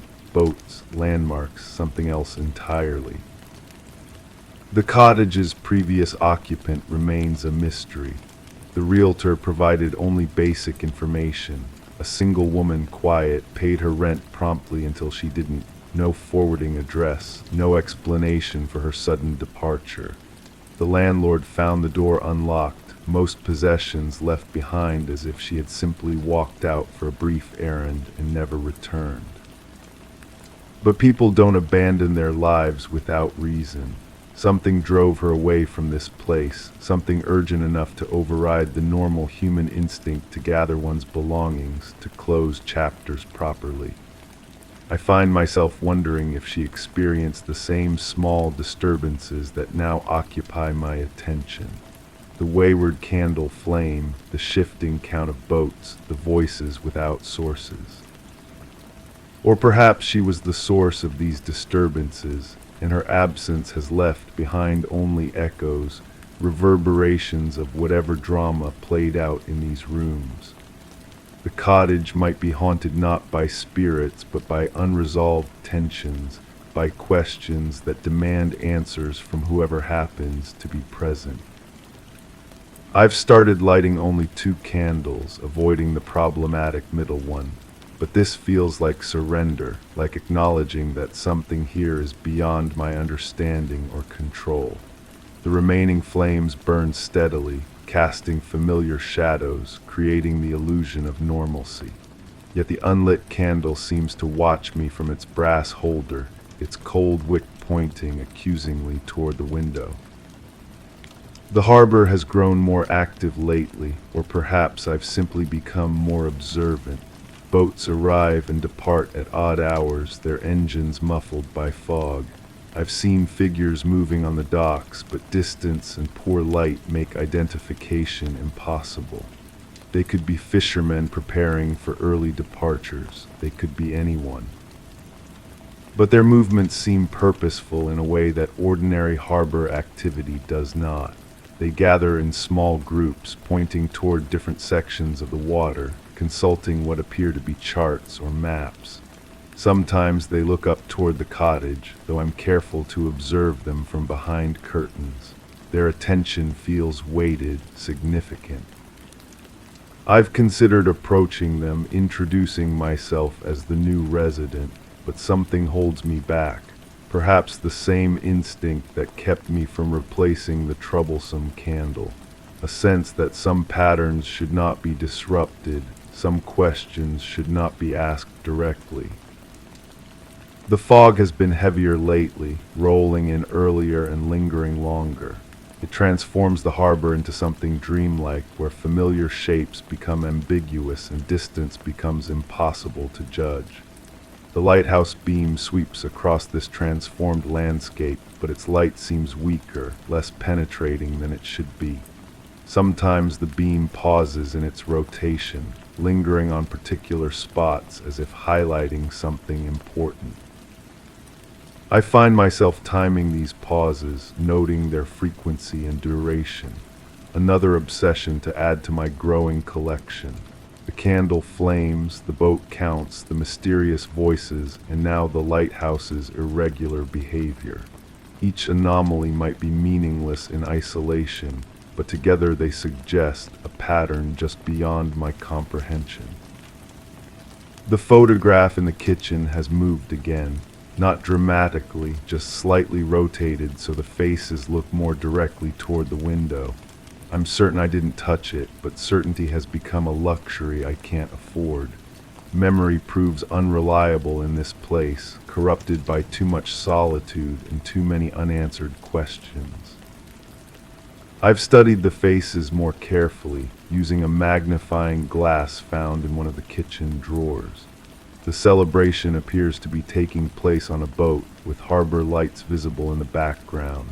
The lights match the configuration I see from my window, suggesting the photograph was taken locally. But the people remain strangers, their forced smiles hiding whatever secrets brought them together for this captured moment. One face draws my attention repeatedly, a woman in the background, partially obscured by shadows. Her expression differs from the others, more serious, almost worried. She seems to be looking past the camera towards something the photographer didn't capture. Her posture suggests tension, as if she's poised to leave the celebration, to escape whatever gathering this represents. Could this be the cottage's previous occupant, the woman who left so suddenly, abandoning candles and journals and mysterious photographs? The image quality makes identification impossible, but I find myself convinced this shadowy figure holds answers to questions I'm only beginning to formulate. The weather journal provides more clues, though their meaning remains elusive. The entries become more frequent as they progress, sometimes multiple observations per day. Wind patterns, temperature fluctuations, humidity levels recorded with obsessive precision. But between these scientific notations, personal comments intrude with increasing frequency. The pattern holds, signal strength increasing. They're moving closer to schedule. These fragments suggest surveillance, observation of something beyond mere weather. But surveillance of what? The boats in the harbor, the lighthouse operations, something else entirely. The final entries mention coordination, timing, the importance of being ready. Ready for what? The handwriting becomes increasingly agitated, the scientific precision giving way to urgent scrawls. Then nothing. The journal ends abruptly, leaving its mysteries unresolved. I've started making my own weather observations, using the same format, the same careful notations. Perhaps by following the previous occupant's methodology, I can understand what she discovered, what drove her away from this place. But my entries remain purely meteorological. I find no patterns worth noting, no signals worth recording. Yet I continue the ritual, drawn by the same compulsion that makes me light the candles each evening. The need to maintain continuity, to honor whatever purpose guided these activities originally, even if that purpose remains hidden from me. The voices across the water have grown more frequent, more distinct. I can almost make out individual words now, though their meaning remains unclear. They speak of tides and timing, of windows of opportunity that open and close according to schedules I don't understand. Sometimes they mention the cottage specifically, referring to the observer in tones that might be respectful or might be something else entirely. Am I the observer now? Have I inherited this role along with the cottage's other mysteries? The thought both thrills and disturbs me. To be part of something larger, something significant, offers relief from the isolation that has defined my life here. But significance often comes with obligations, with expectations that might prove dangerous to disappoint. The candles continue their nightly performance, two flames burning steadily while the third remains unlit. But even cold, the middle candle seems active, its wick occasionally releasing small wisps of smoke as if recently extinguished. I've checked for drafts, for temperature variations that might cause this phenomenon. I find nothing that explains it. Perhaps explanation isn't the point. Perhaps some mysteries are meant to remain mysterious, their power diminished by too much understanding. The cottage holds its secrets lightly, offering glimpses without revelation, hints without conclusions. Maybe this is enough. Maybe the questions matter more than the answers. But late at night, when the fog transforms the familiar harbor into something alien, I find myself longing for certainty, for clear explanations that would allow me to sleep peacefully without wondering what patterns I'm missing, what signals I'm failing to receive. The cottage's previous occupant might have reached the same point, the same desperate need for resolution that ultimately drove her away. Yet I remain drawn by the same mysteries that defeated her. Each evening I light the two candles, avoiding the third, and watch their flames dance in air that should be still. Each night I listen to voices that might be wind, might be echoes, might be something else entirely. Each morning I count boats that may or may not have been there the day before. The pattern continues, unbroken by my presence, unchanged by my observations. I am simply the latest observer, the newest keeper of these small mysteries. The role suits me, perhaps because it requires no action, only attention. Only the willingness to witness whatever unfolds in this space between sea and sky, between certainty and doubt. The lighthouse beam swept across the harbor again, pausing as it often does now, highlighting something I cannot see. In its brief illumination, I noticed the third candle's flame responding, flickering as if in communication with that distant light. I had not lit it. I was certain I had not lit it. Yet there it burned, steady and purposeful, casting shadows that stretched beyond their bounds, creating patterns I was only beginning to understand. The scent of melting wax filled the air, clinging like a promise finally kept. My fingertips found the cool edge of the candlestick, but now the metal held no warmth, only the patient coldness of brass that has waited long enough. In the dim room, silence gathered expectantly, and I realized that nothing had been misplaced after all. Everything was exactly where it needed to be. Story 7. The Gleam Asterisk. The room lay undisturbed, waiting, while I hovered between the shadows and the window's stubborn light. The faint rustle of leaves outside seemed disconnected, almost out of sync, as if manipulated by unseen fingers. The drapes swayed in a subtle rhythm, not to the tune of the wind, but some silent cue I couldn't grasp. Each creak of the floor sent an echo that didn't quite return. A rhythm persisted, unnaturally steady, keeping me pinned to my spot in quiet anticipation. I focused on a small, steady gleam on the floor. Only then did I notice the jagged edge of glass that hadn't been there before. I knelt beside the fragment, careful not to disturb its position. The glass caught the afternoon light in a way that made my eyes water. It was thick, almost industrial, nothing like the delicate stemware my sister had always favored. The edges were clean, suggesting it had broken recently, yet the dust patterns around it told a different story. Something had been moved, rearranged, made to look natural when it wasn't. The silence in her apartment pressed against my eardrums.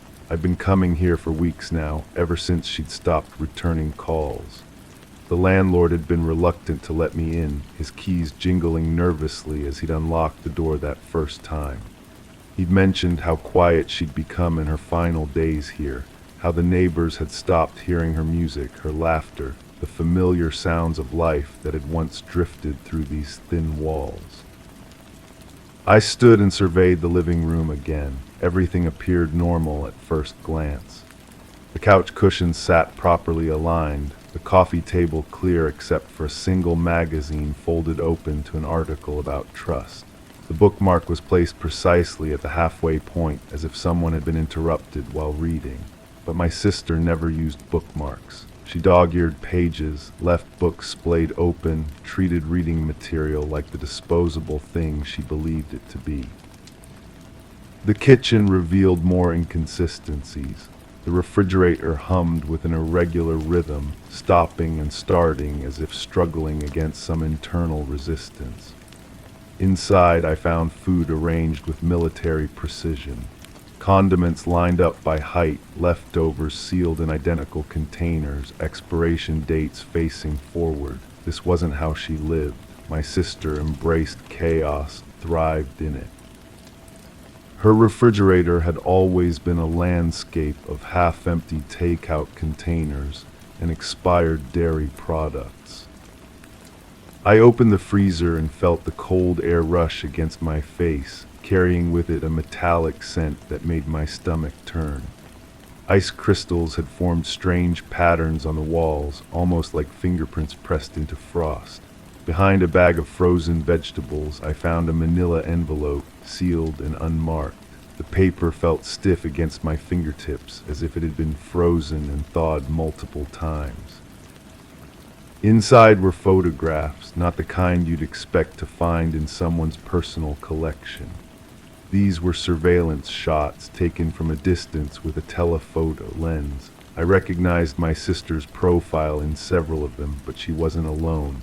A figure walked beside her, always just out of focus, face turned away from the camera.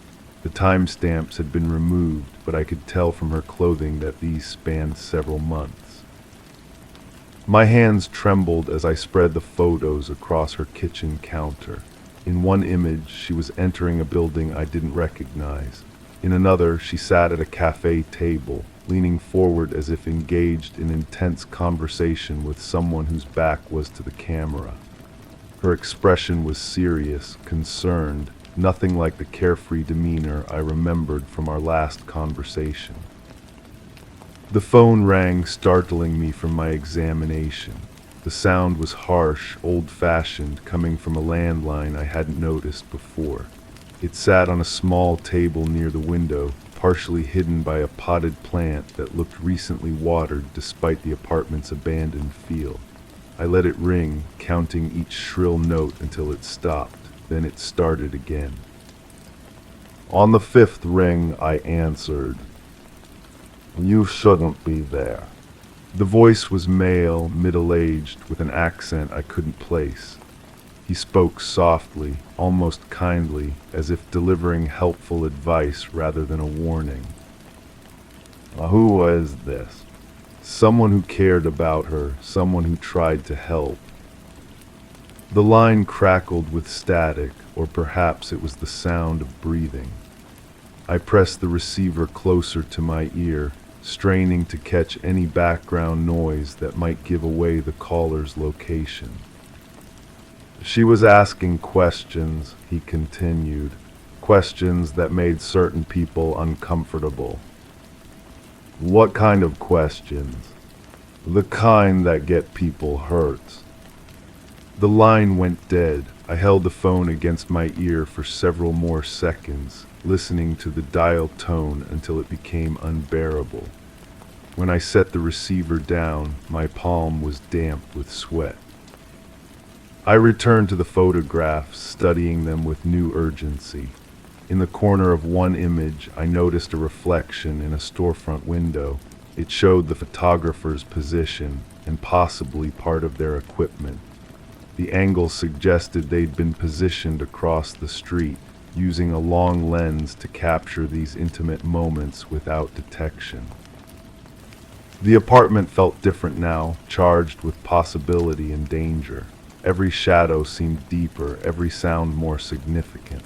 I moved through the rooms with heightened awareness, noticing details that had escaped me during previous visits. The way books had been replaced on shelves in perfect order. The absence of dust on surfaces that should have accumulated layers of neglect. Someone had been maintaining this space, keeping it pristine for reasons I couldn't fathom. In her bedroom, I found more evidence of this careful curation.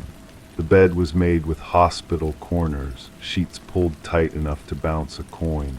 My sister had never made her bed, considered it a waste of energy for something that would be unmade again within hours.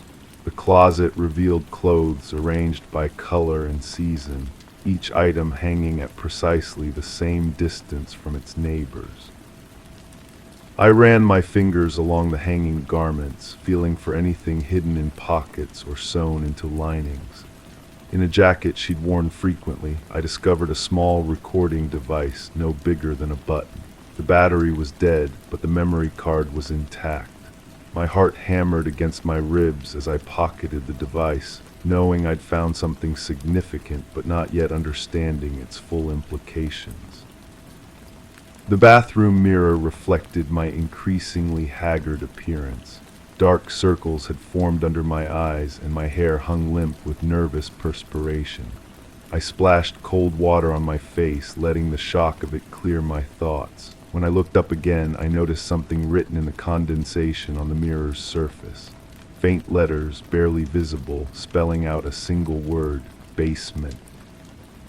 The building was old, constructed during an era when basements were standard features rather than luxury additions. I'd never thought to explore the lower levels, hadn't even known they were accessible to residents.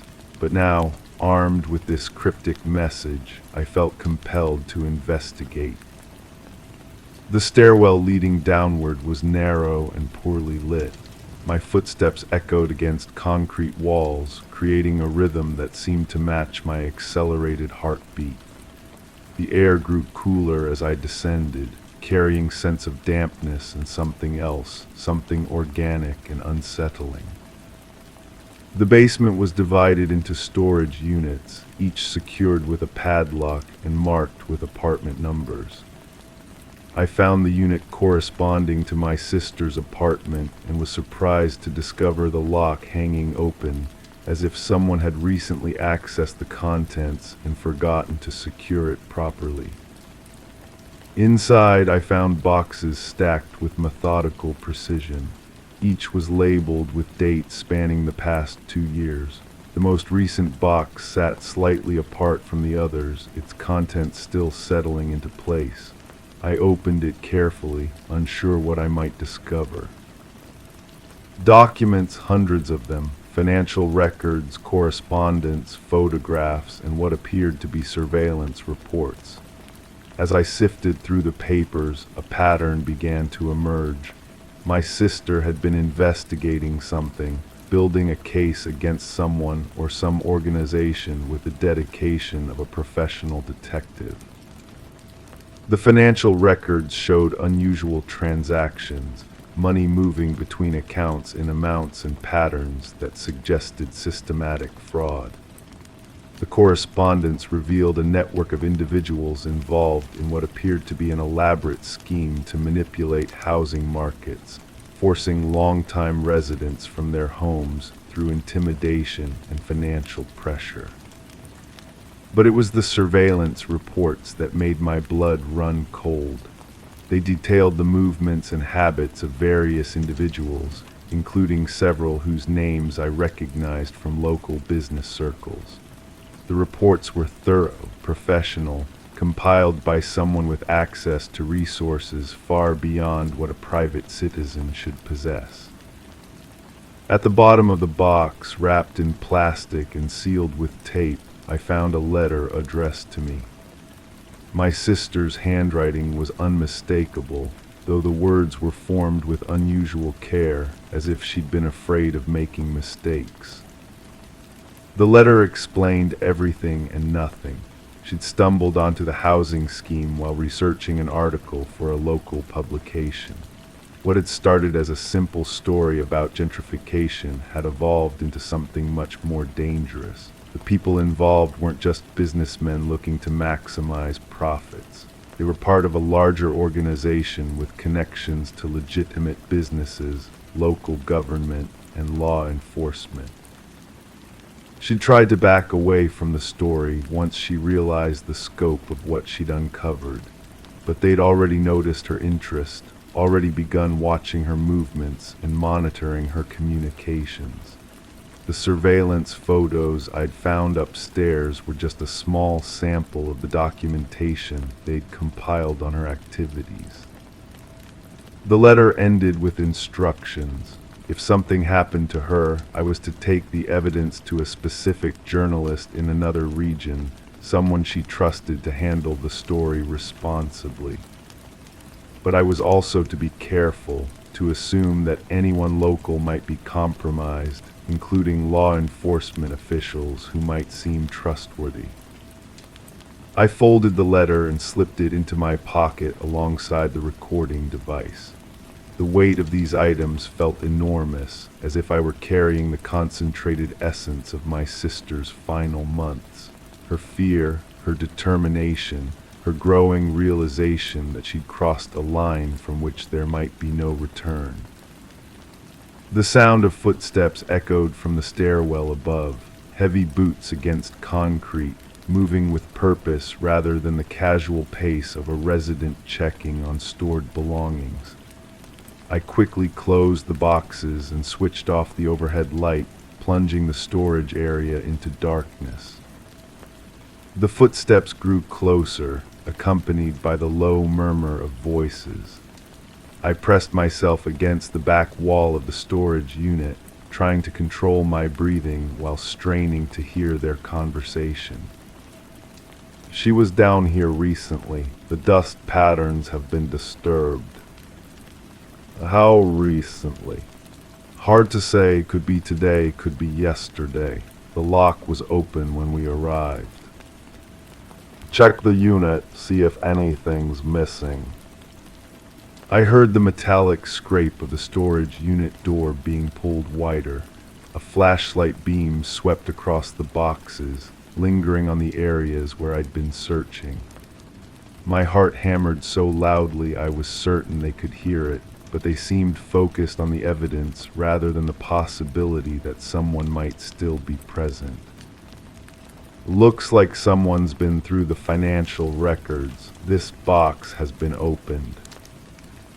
Take it all, we should have claimed this out weeks ago.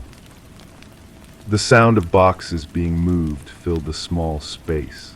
I remained pressed against the wall, grateful for the shadows that concealed my presence, but terrified that any movement might give me away. The recording device in my pocket felt like it was burning against my leg, a reminder of the evidence I'd managed to secure before their arrival. After what felt like hours but was probably only minutes, the footsteps retreated. I waited in the darkness, counting my heartbeats until I was certain they'd left the building. Only then did I risk turning on the overhead light to survey the storage unit. They'd taken everything, every box, every document, every piece of evidence my sister had so carefully compiled. The unit stood empty except for a few scraps of paper that had fallen behind the boxes during their hasty removal. I collected these fragments, hoping they might contain some useful information, but they were mostly blank pages with meaningless notations. I climbed the stairs back to my sister's apartment, my legs shaking with residual adrenaline. The familiar space now felt like a trap, a place where I was exposed and vulnerable to whoever had been watching her during her final weeks. But I needed to retrieve the photographs from the kitchen counter, needed to gather any remaining evidence before they returned to complete their cleaning operation. The apartment was exactly as I'd left it, but the atmosphere had changed. What had once felt like a preserved memorial to my sister's life now felt like a stage set, carefully arranged to tell a specific story while concealing the truth. Even the jagged piece of glass on the living room floor seemed different now, less like an accident and more like a message. I gathered the photographs and took one final look around the space. In the bedroom, I noticed something I'd missed during my earlier search. The closet door stood slightly ajar, revealing a gap that hadn't been there before. When I opened it fully, I found a small hole in the back wall, recently cut through the drywall. It was just large enough for someone to reach through, to access the adjacent apartment or perhaps install some kind of monitoring equipment. The recording device in my pocket suddenly felt more significant. If they'd been monitoring her apartment, listening to her conversations and tracking her movements, then this device might contain evidence of their surveillance activities. But it also meant they knew about me, knew I'd been searching through her belongings and asking questions. I left the apartment building through a back exit, avoiding the main lobby where security cameras might record my departure. The street felt different in the fading light, shadows longer and more concealing, but also more threatening. Every parked car could contain watchers. Every passerby could be part of the network my sister had uncovered.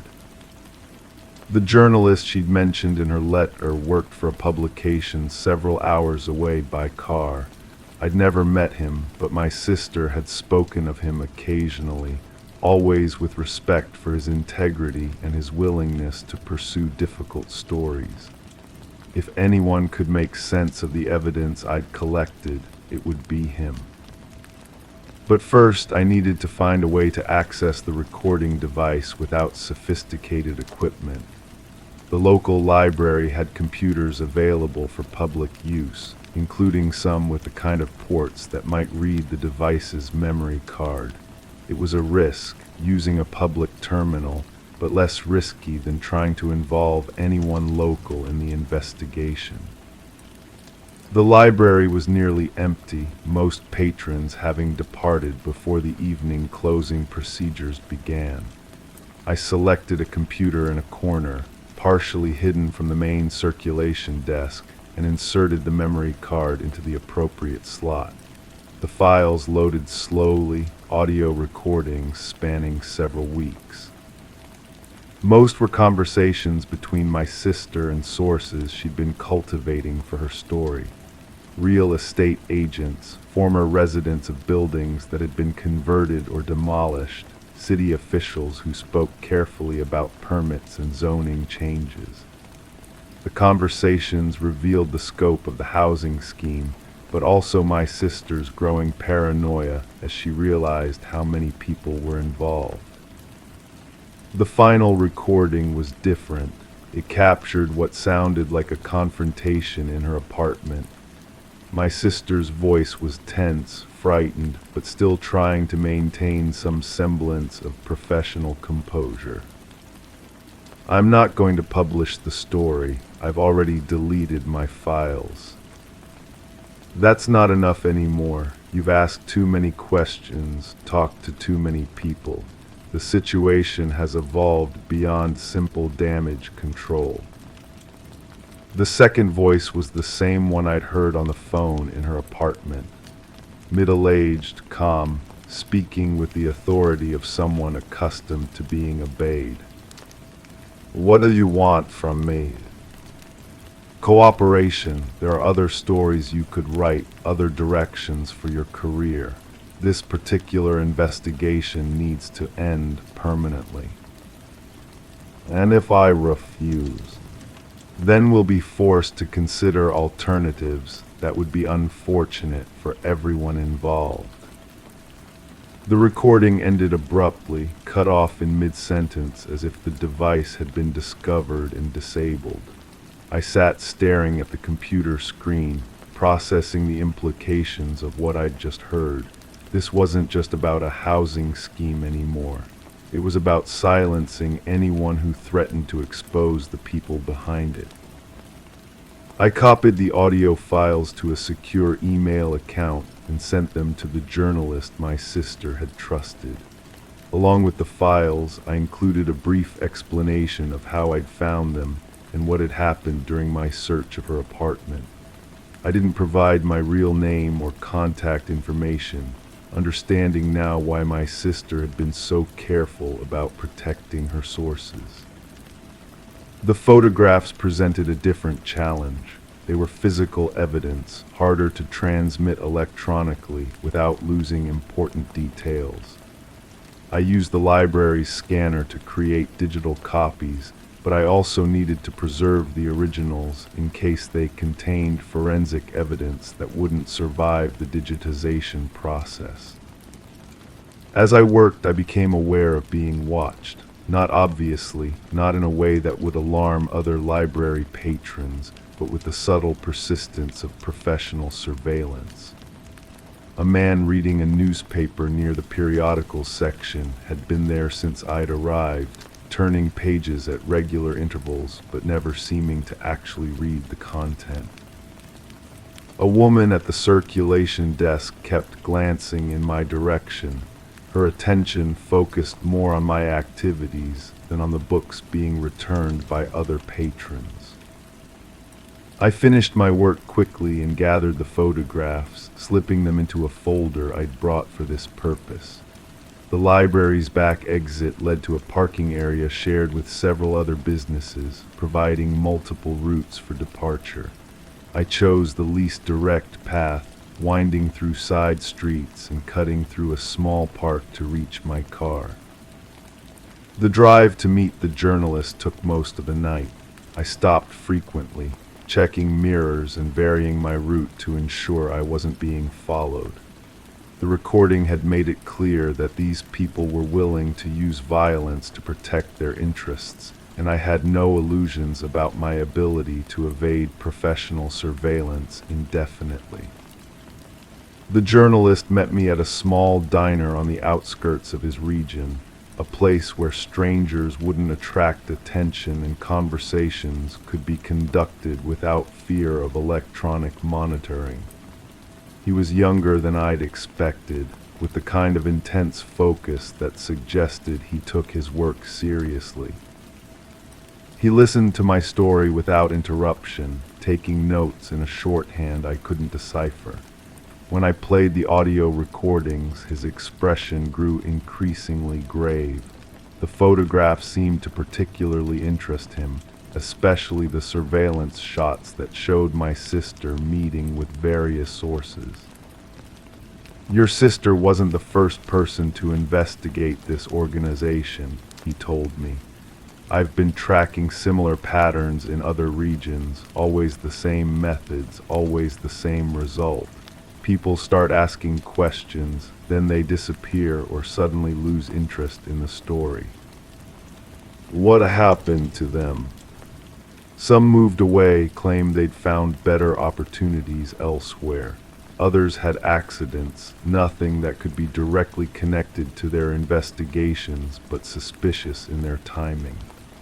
A few simply vanished, leaving behind lives that looked normal on the surface but showed signs of having been carefully arranged." He agreed to pursue the story, but warned me that publication might take months or even years. This kind of investigation required extensive verification, multiple sources, and careful legal review to avoid charges of libel or defamation. The people involved had significant resources and wouldn't hesitate to use them to suppress unfavorable coverage. I drove home as dawn was breaking, exhausted but feeling like I'd accomplished something meaningful.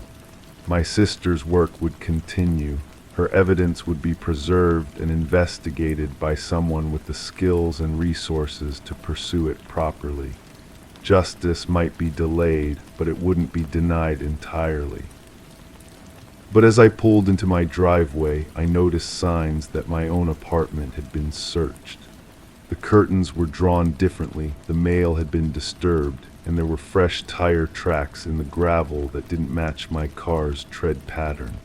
They knew about me now, knew I'd been asking questions and gathering evidence. Inside, the search had been conducted with the same professional thoroughness I'd witnessed in my sister's apartment. Nothing was obviously missing or damaged, but everything felt different, contaminated by unauthorized hands. My computer had been accessed, files copied or deleted, personal information harvested for purposes I could only imagine. On my kitchen table, I found a single photograph. It showed me entering the library the previous evening, captured with the same telephoto lens that had been used to document my sister's activities. There was no accompanying message, no explicit threat, but the implication was clear. They were watching me now, documenting my movements and preparing for whatever action they deemed necessary.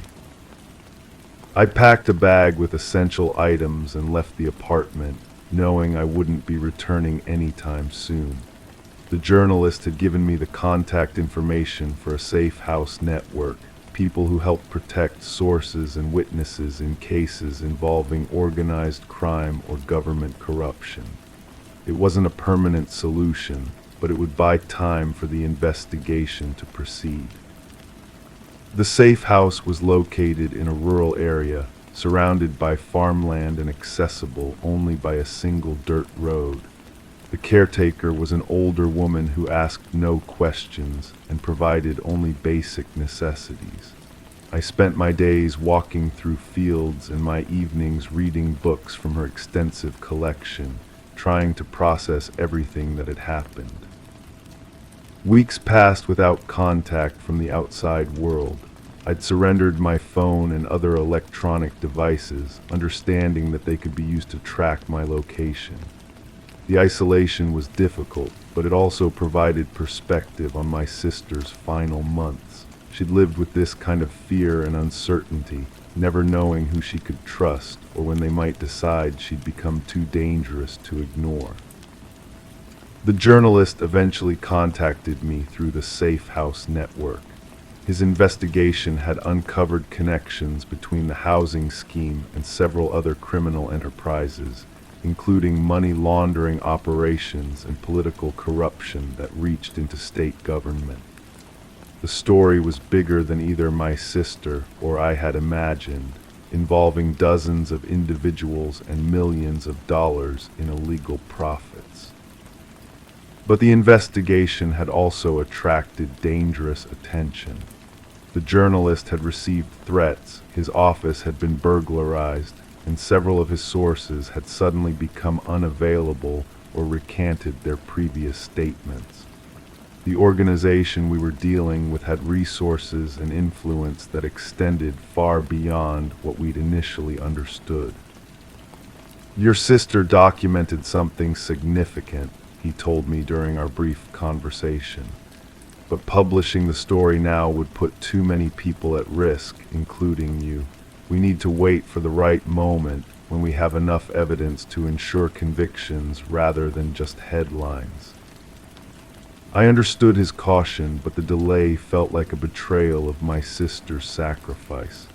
She died trying to expose these people, and now her evidence was sitting in a file cabinet while they continued their operations. Justice delayed often became justice denied, and I feared that waiting too long would allow them to cover their tracks completely. Months later, I received word that the story would finally be published, not as a single expose, but as a series of articles that would reveal the organization's activities gradually, allowing law enforcement to build cases without alerting targets to flee or destroy evidence. It wasn't the immediate vindication I'd hoped for, but it represented progress toward accountability. I never learned exactly what happened to my sister during her final days. The official report listed her death as accidental, the result of a fall down the stairs in her apartment building. But I knew better, had heard the fear in her voice on that final recording, and seen the evidence of professional surveillance in her apartment. The jagged piece of glass I'd found on her living room floor was never explained. Crime scene investigators had dismissed it as unrelated to her death, probably from a broken picture frame or drinking glass that had been cleaned up incompletely. But I remembered its thickness, its industrial quality, and wondered if it had been left deliberately as a message or warning. Sometimes I drive past her old apartment building, now converted into luxury condominiums with rents that would have been impossible for her to afford. The transformation is complete, the kind of gentrification she'd been investigating when she stumbled onto something much more dangerous. Her former neighbors have been scattered to other neighborhoods, other regions, their displacement justified by market forces that were anything but natural.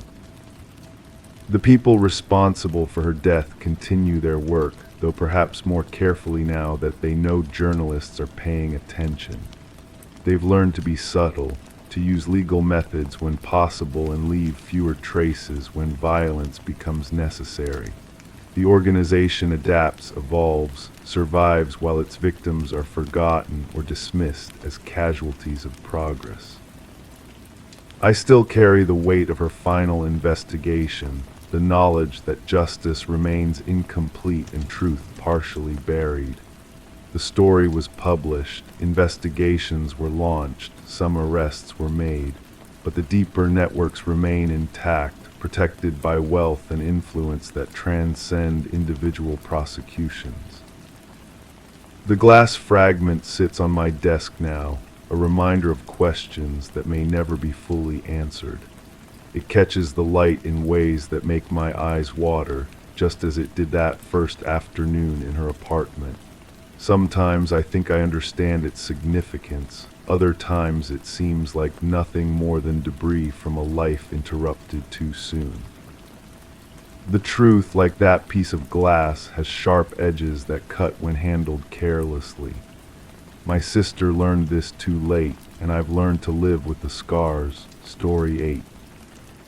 The morning mist clung to the forest, wrapping the world in silence as sunlight filtered through the leaves in ghostly rays. A gentle breeze stirred the scent of pine and damp earth, whispering secrets of the night before. Everything stood as it should except for the lone red scarf caught on a low-hanging branch, rippling like an unanswered question in the stillness. The quiet was unnerving, pregnant with the weight of unease, as if the woods held their breath, waiting for something or someone to emerge. The nausea hits me first, always. A cold churning that starts somewhere behind my ribs and spreads outward like spilled ink on wet paper.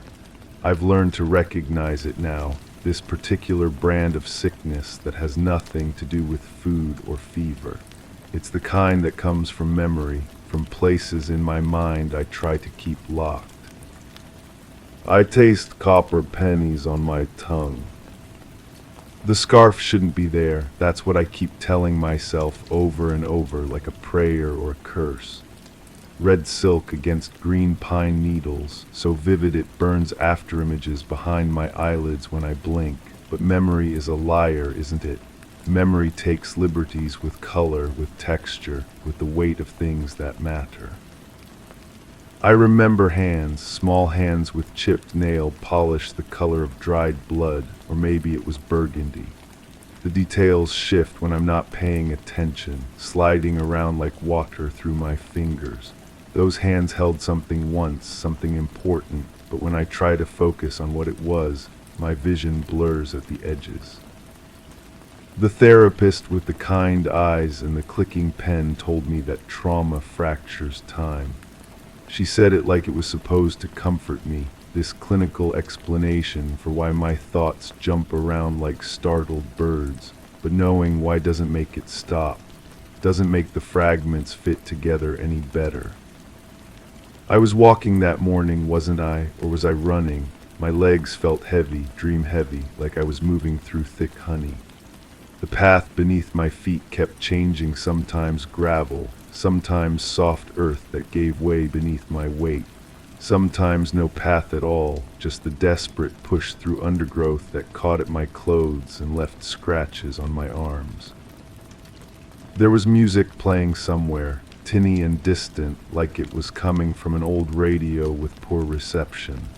A song I should have recognized but couldn't quite place. The melody kept breaking apart, reforming into something else entirely. It made my teeth ache. She was supposed to meet me there. That much I remember clearly, or think I do. The arrangement was simple, straightforward. A conversation that needed to happen away from prying eyes, away from the weight of other people's expectations. but simple things have a way of becoming complicated when you're not paying attention. The smell of pine resin sticks in my throat even now, sharp and medicinal. It mingles with something else, something organic and wrong that I can't quite identify. Like fruit left too long in the sun, sweet decay masquerading as ripeness. I keep seeing her face, but it's never quite right. The features slide around like puzzle pieces that don't fit properly together. Sometimes her eyes are blue, sometimes brown. Sometimes she's smiling, sometimes her mouth is open in surprise or fear or something else entirely. The expression changes depending on which fragment of memory I'm examining, which angle the light hits it from. The scarf moves in the breeze, hypnotic as a snake charmer's cobra. Back and forth, marking time in a rhythm that doesn't match my heartbeat. I want to reach for it, to touch it, to verify that it's real and not just another trick my mind is playing on me. But my arms feel disconnected from my body, heavy and useless as tree branches. There was an argument, wasn't there? Voices raised in anger, words that cut deeper than they should have. Or maybe it was quiet, civilized, the kind of conversation where the real violence happens in the spaces between sentences. I can't remember which version is true. Maybe they both are, maybe neither. The forest floor is carpeted with last year's leaves, brown and brittle beneath my feet. They crackle when I move, announcing my presence to whatever might be listening. But the sound is muffled, distant, like I'm hearing it through water or thick glass. Everything feels removed, one step away from real. I think about the phone call that came later, the one that changed everything. The voice on the other end was professional, detached, asking questions I couldn't answer properly. Where had I been? When had I last seen her? Could I account for my whereabouts? The words tumbled over each other in my mouth, refusing to arrange themselves into anything coherent. Blood looks black in shadow. That's something I learned that day, a fact that serves no useful purpose but lodges itself in my brain anyway. Under the canopy of trees, with the light filtered and strange, even the brightest red becomes something else entirely. Something that could be mistaken for spilled coffee or motor oil or any number of innocent things. The hands again, always the hands. They're reaching for something, grasping, desperate. But what? The harder I try to remember, the more the image distorts, like looking at something underwater. The fingers elongate, become skeletal, become branches, become nothing at all. I should have stayed home that day. The thought circles back to me repeatedly, a worn groove in my consciousness. Should have called in sick, pulled the covers over my head, pretended the world didn't exist. But should-haves are luxury items I can't afford anymore. They're pretty things that serve no practical purpose, like jewelry on a corpse. The path splits ahead of me, forking in directions that don't make geographical sense. I remember standing at this crossroads before, paralyzed by indecision. Left leads deeper into the woods, toward places where cell phones don't work and the trees grow too thick for comfort. Right curves back toward civilization, toward safety, toward the kind of normalcy I'm not sure I deserve anymore. But memory insists I went left. Memory insists on a lot of things. The music stops abruptly, leaving behind a silence that feels aggressive in its completeness. Even the birds have gone quiet, as if they know something I don't. Or maybe they know something I'm trying not to know.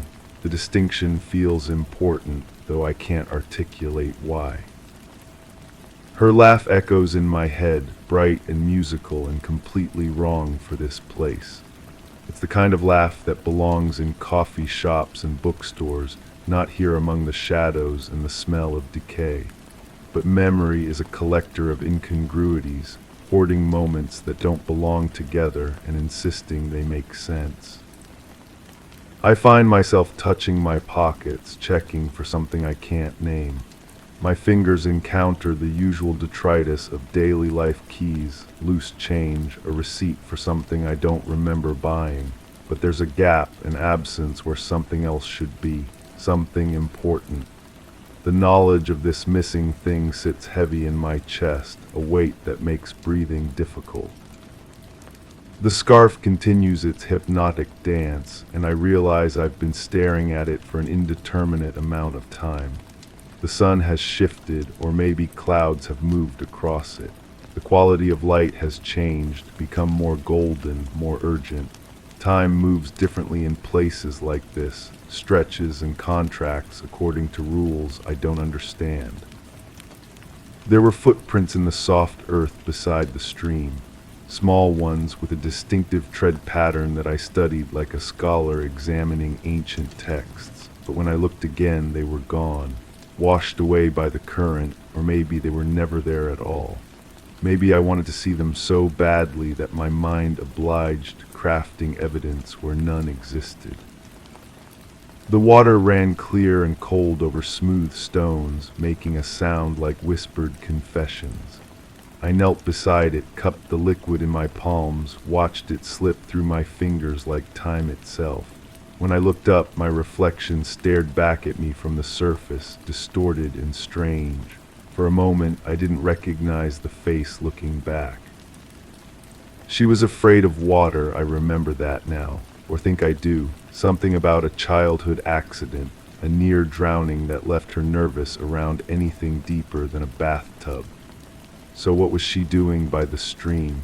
The question forms and reforms in my mind, a puzzle piece that refuses to fit anywhere in the larger picture. The taste of copper grows stronger, metallic, and insistent. I run my tongue across my teeth, checking for the source, but find nothing.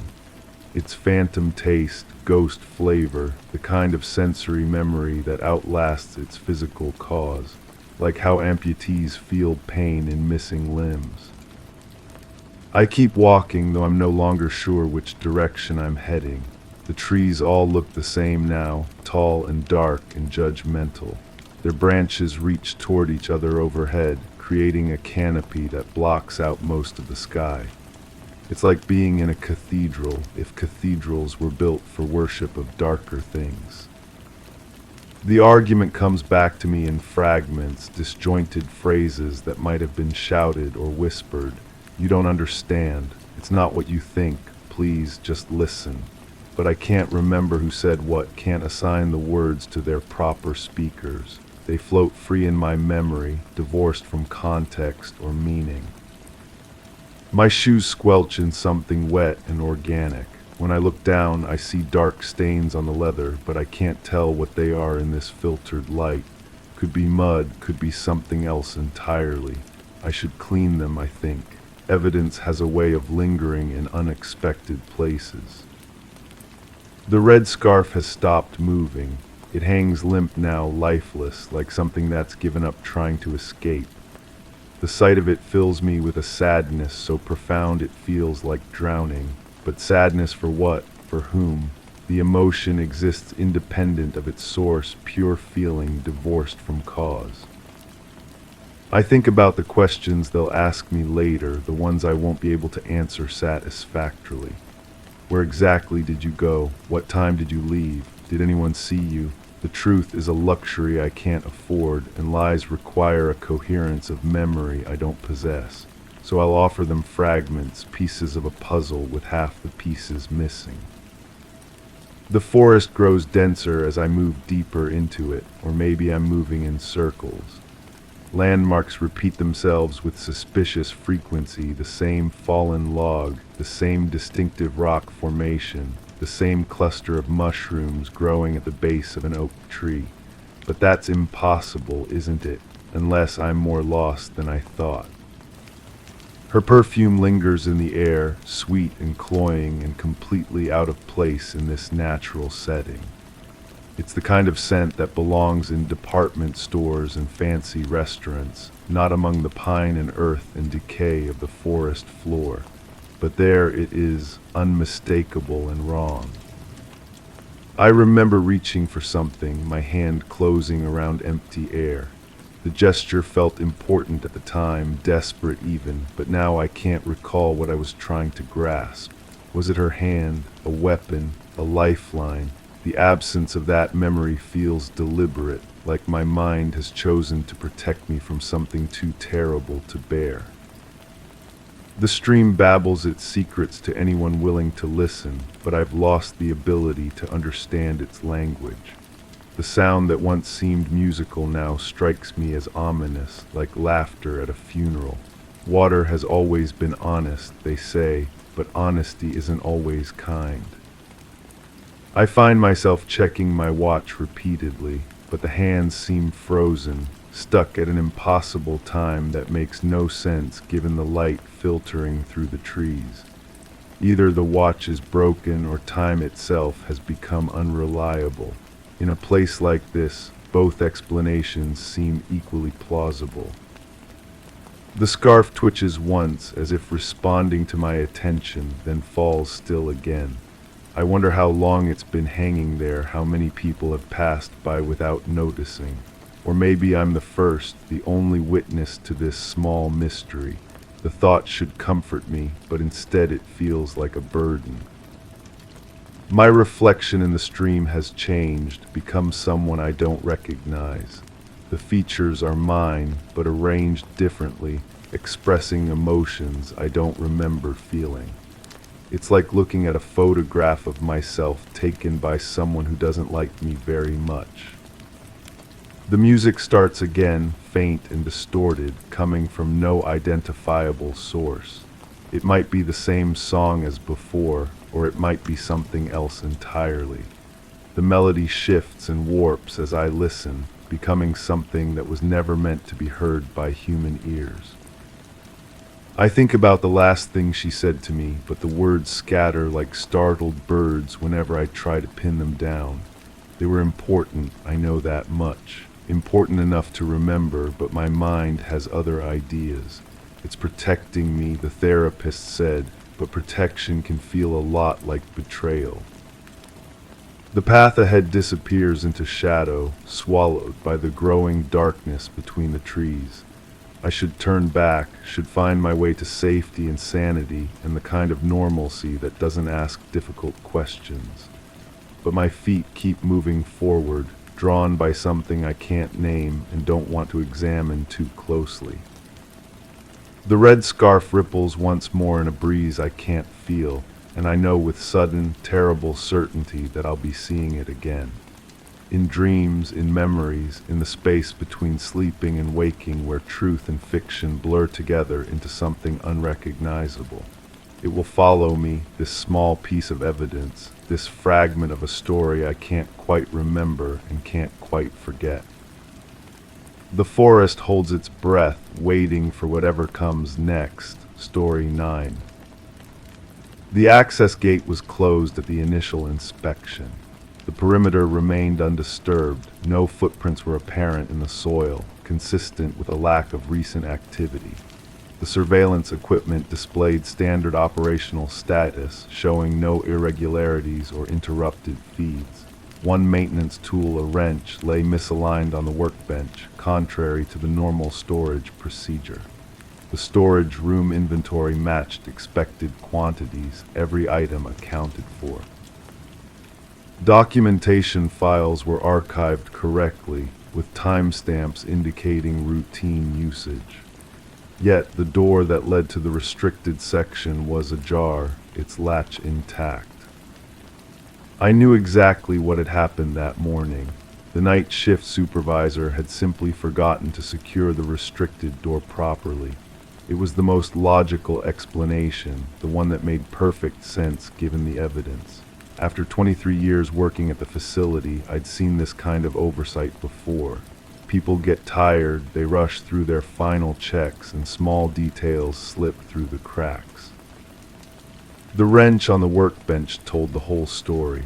Someone had been performing routine maintenance, probably checking the ventilation system in the restricted area, and had simply left their tool behind when the shift ended.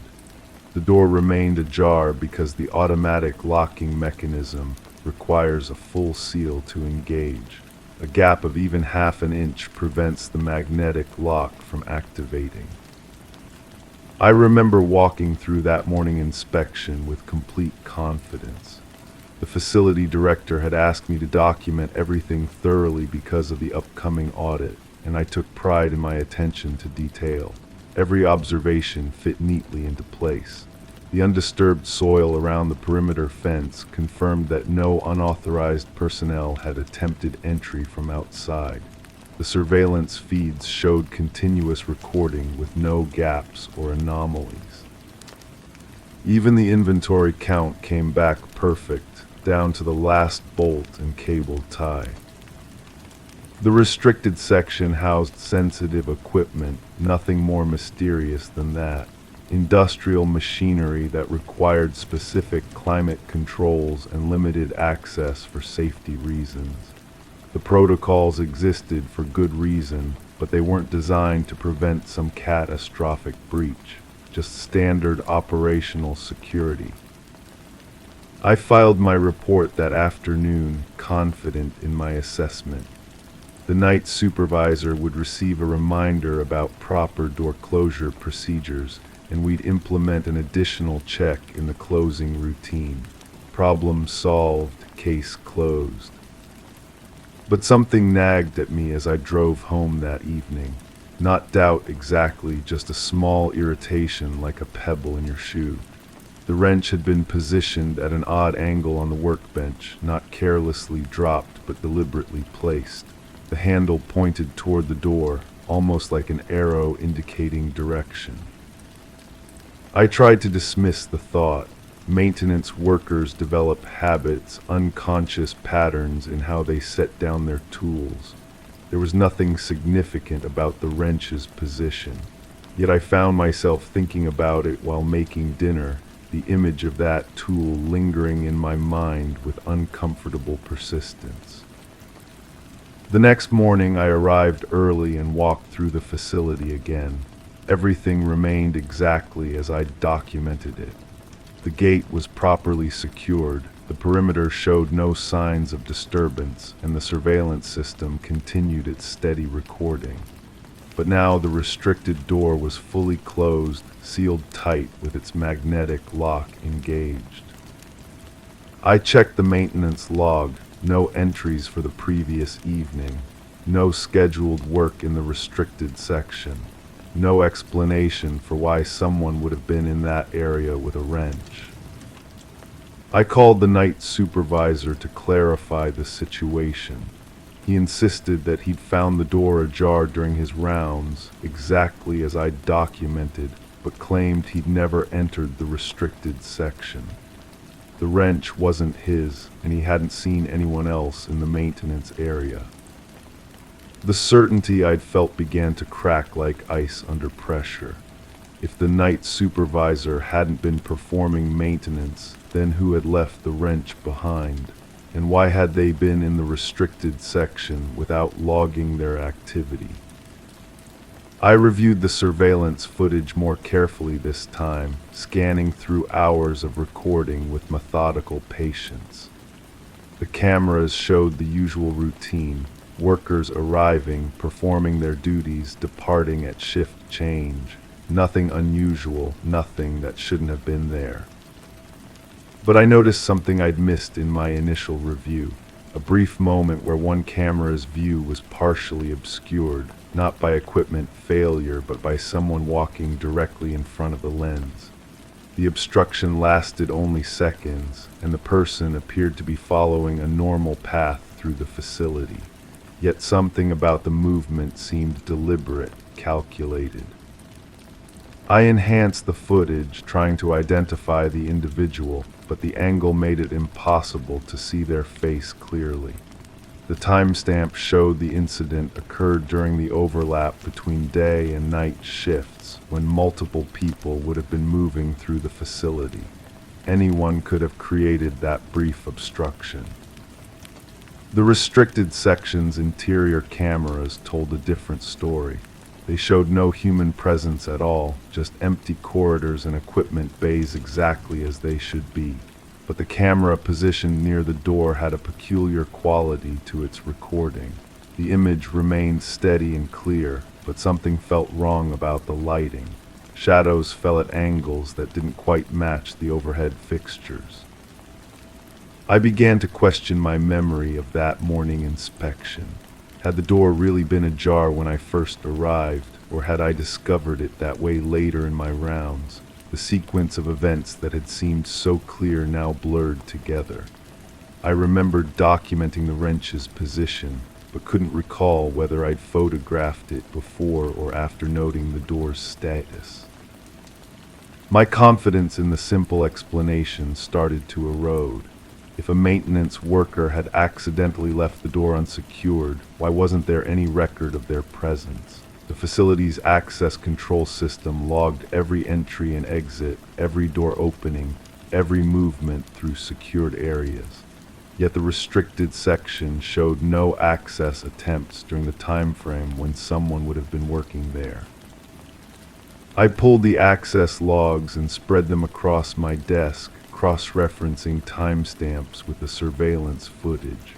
Every authorized entry had a corresponding visual record. Every person who belonged in the facility could be accounted for, but the evidence of someone's presence in the restricted area had no matching documentation. The wrench itself became an obsession. I examined it closely, looking for any identifying marks or unusual wear patterns. It was standard issue, identical to dozens of others in the facility's inventory. But when I checked the tool accountability records, every wrench was accounted for. The one left on the workbench didn't appear to belong to our inventory at all. I started staying late, walking through the facility during shift changes, paying attention to details I'd previously overlooked.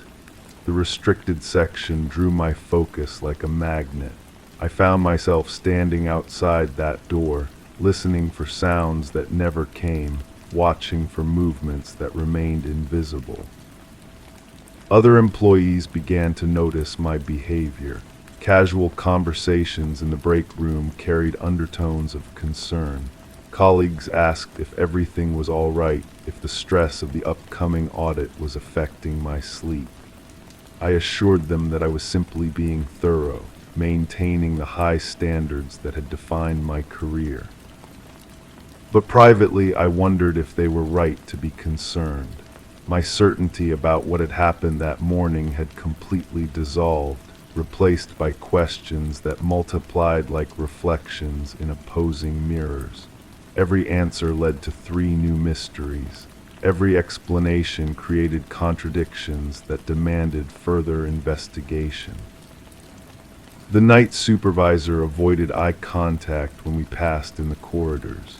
The maintenance staff seemed unusually quiet during their shifts.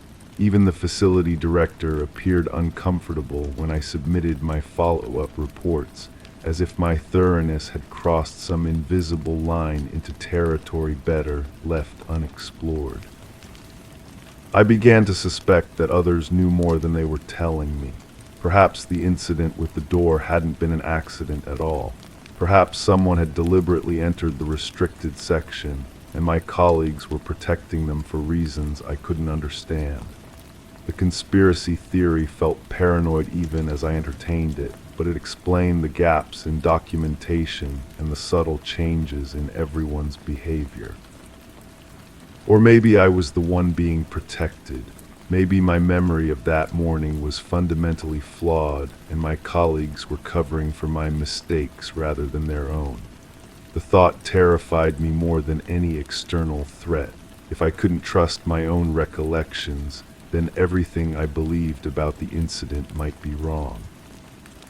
I requested permission to review older surveillance footage, claiming I wanted to establish baseline patterns for the audit preparation.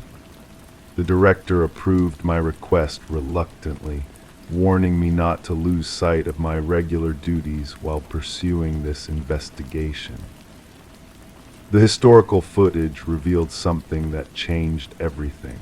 The restricted door had been found ajar before, multiple times over the past several months. Each incident had been documented, investigated, and dismissed as human error, but the pattern was unmistakable.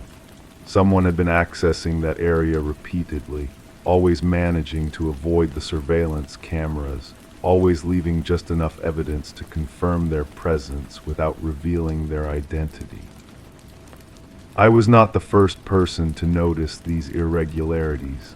Previous reports existed, filed by other supervisors, other inspectors, other employees who had questioned the official explanations.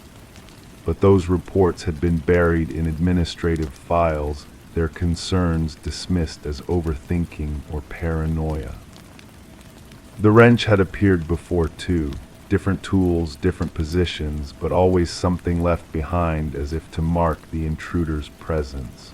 A screwdriver pointing toward the restricted section, a flashlight positioned to illuminate a specific area, tools that didn't belong to the facility's inventory, placed with deliberate precision.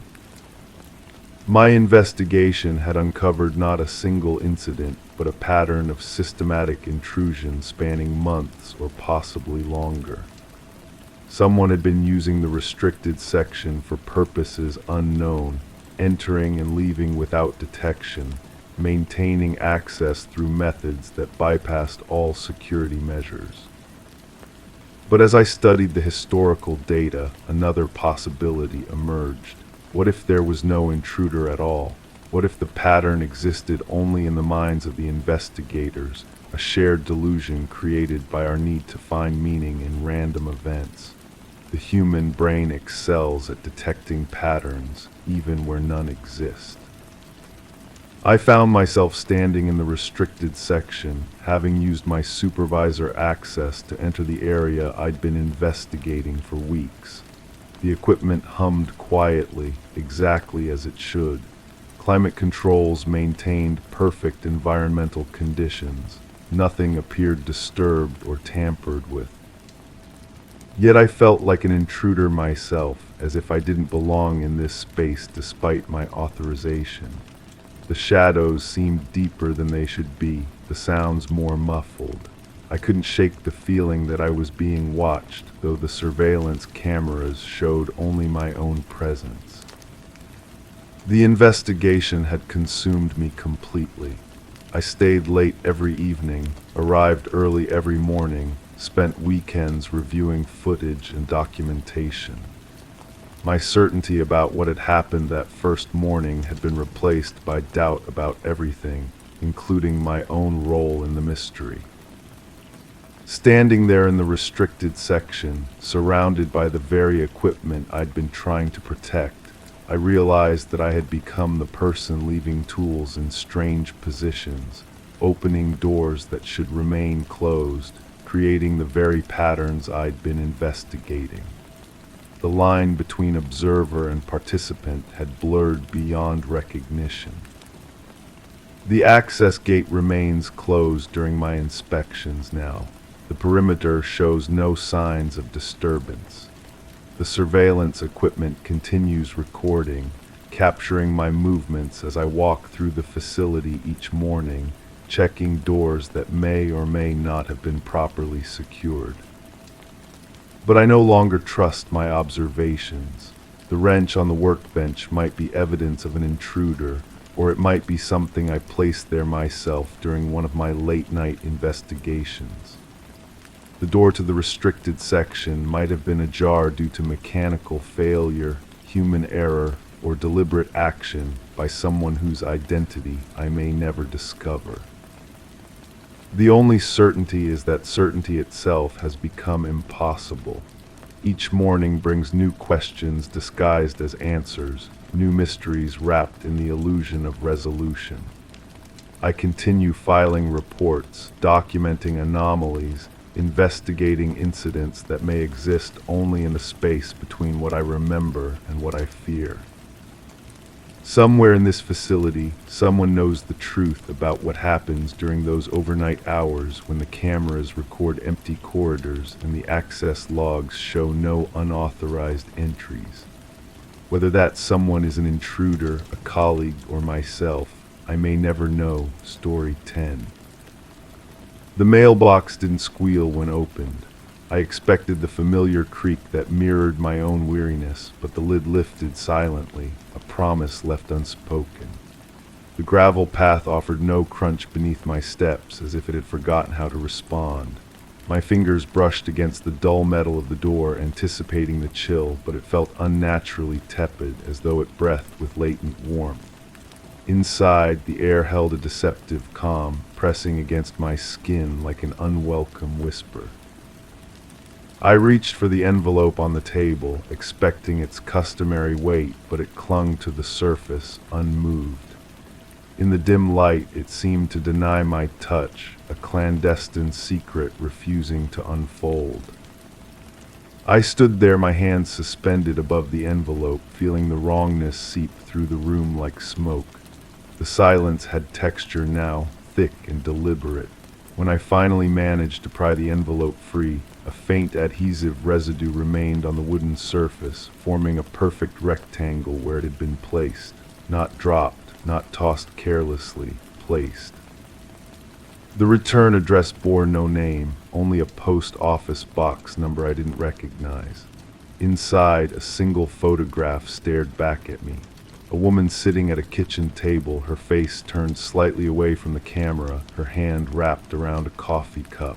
The image quality suggested it had been taken from a distance, through a window perhaps. The woman looked familiar in that unsettling way that makes you question your own memory. I set the photograph on the table next to where the envelope had been. The dimensions matched perfectly. My neighbor had mentioned seeing someone near my mailbox the previous afternoon. She described them as unremarkable, the kind of person you forget the moment they leave your field of vision. Average height, ordinary clothes, movements that suggested purpose without urgency. She couldn't say whether it was a man or woman, only that they had lingered longer than necessary for a simple delivery. The coffee in my kitchen had gone cold hours ago, but I poured myself another cup anyway. The routine felt necessary, grounding. As I waited for the machine to finish brewing, I found myself studying the photograph again. The woman's posture suggested resignation rather than relaxation. Her shoulders curved inward, protective. The kitchen behind her appeared sterile, almost staged in its cleanliness. Something about the lighting bothered me. The shadows fell wrong, as if multiple sources illuminated the scene. I held the photograph closer to the window, letting natural light expose details I might have missed. There, in the reflection of the kitchen window behind the woman, a figure stood watching. Just a shadow, really, but unmistakably human in shape. I called the police department and spoke to an officer who listened with professional patience as I described the photograph. He asked if I felt threatened, if there had been any other unusual incidents, whether I recognized the woman or the location. My answers felt inadequate even as I gave them. No direct threats, nothing else out of the ordinary. The woman looked familiar, but I couldn't place her. The kitchen could have been anywhere. The officer suggested I keep the photograph and contact them again if anything else occurred. His tone suggested this happened more often than people realized. Anonymous photographs, mysterious letters, small violations of privacy that fell into legal gray areas. Unless someone made explicit threats or committed a clear crime, there was little they could do. After hanging up, I realized I hadn't mentioned the figure in the reflection. The omission felt significant, though I couldn't articulate why. That evening, I found myself retracing my steps from the mailbox to the front door, paying attention to sounds and textures I normally ignored. The gravel did crunch under deliberate pressure, but my morning footsteps had been distracted, lighter. The door handle retained heat from the afternoon sun longer than I expected. These mundane observations felt important somehow, as if I were gathering evidence for a case I didn't yet understand. I dreamed of the woman in the photograph. In the dream, she turned to face the camera, but her features remained frustratingly indistinct. She opened her mouth to speak, but instead of words, the sound of the coffee machine filled the silence. I woke to find I had left it running all night. The next morning brought another envelope, this one containing a receipt from a hardware store. The purchase included a telephoto lens, batteries, and something called a motion sensor. The date stamp was recent, within the past week. No signature, but the payment method was listed as cash. I drove to the hardware store and spoke with the clerk who had processed the transaction. She remembered the customer vaguely, mainly because they had asked specific questions about the motion sensor's range and sensitivity. The customer wanted to know if it could detect movement from inside a building through windows. The clerk had found the question odd, but not alarming enough to refuse the sale. When I showed her the receipt, she studied it carefully before shaking her head. She couldn't recall any distinguishing features about the buyer, only that they had seemed knowledgeable about the equipment they were purchasing. They knew exactly what they wanted and how they intended to use it. The third envelope arrived not in my mailbox, but slipped under my front door while I was at the hardware store. This one contained a floor plan, hand-drawn but precise in its measurements and details. It showed my house from above, with careful notations indicating window locations, door positions, and sight lines from various vantage points. Small X marks indicated optimal viewing positions for someone watching from outside.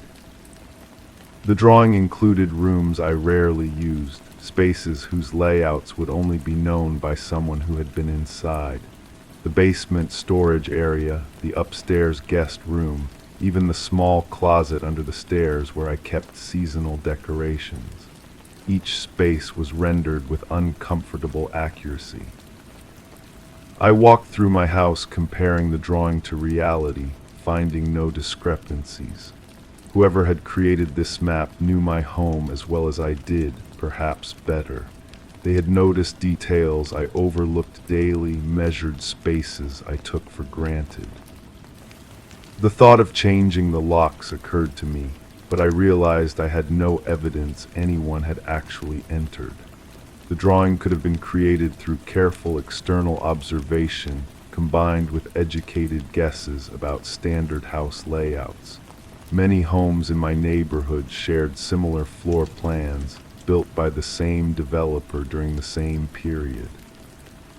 Still, I found myself checking door and window locks more frequently, listening for sounds that didn't belong. The house felt different now, as if it were holding its breath. I began keeping a journal, documenting each envelope's arrival and contents.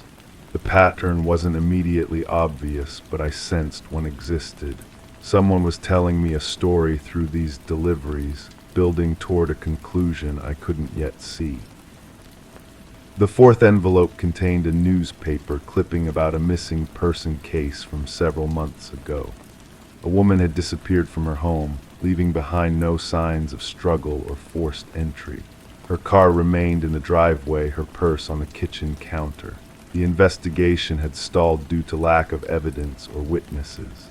The photograph accompanying the article showed a woman who might have been the same person from the first envelope, though the image quality made certainty impossible. I read the article multiple times, searching for connections to my own situation. The missing woman lived in a different part of the city, worked at a job I'd never heard of, had no apparent connection to my life. Yet someone wanted me to know about her disappearance, wanted me to see the photograph, to understand something I was still missing. The reporter who wrote the article had included quotes from family members expressing frustration with the police investigation. They believed more could be done, more resources allocated to finding their loved one. The case had received minimal media attention, relegated to brief mentions in local news.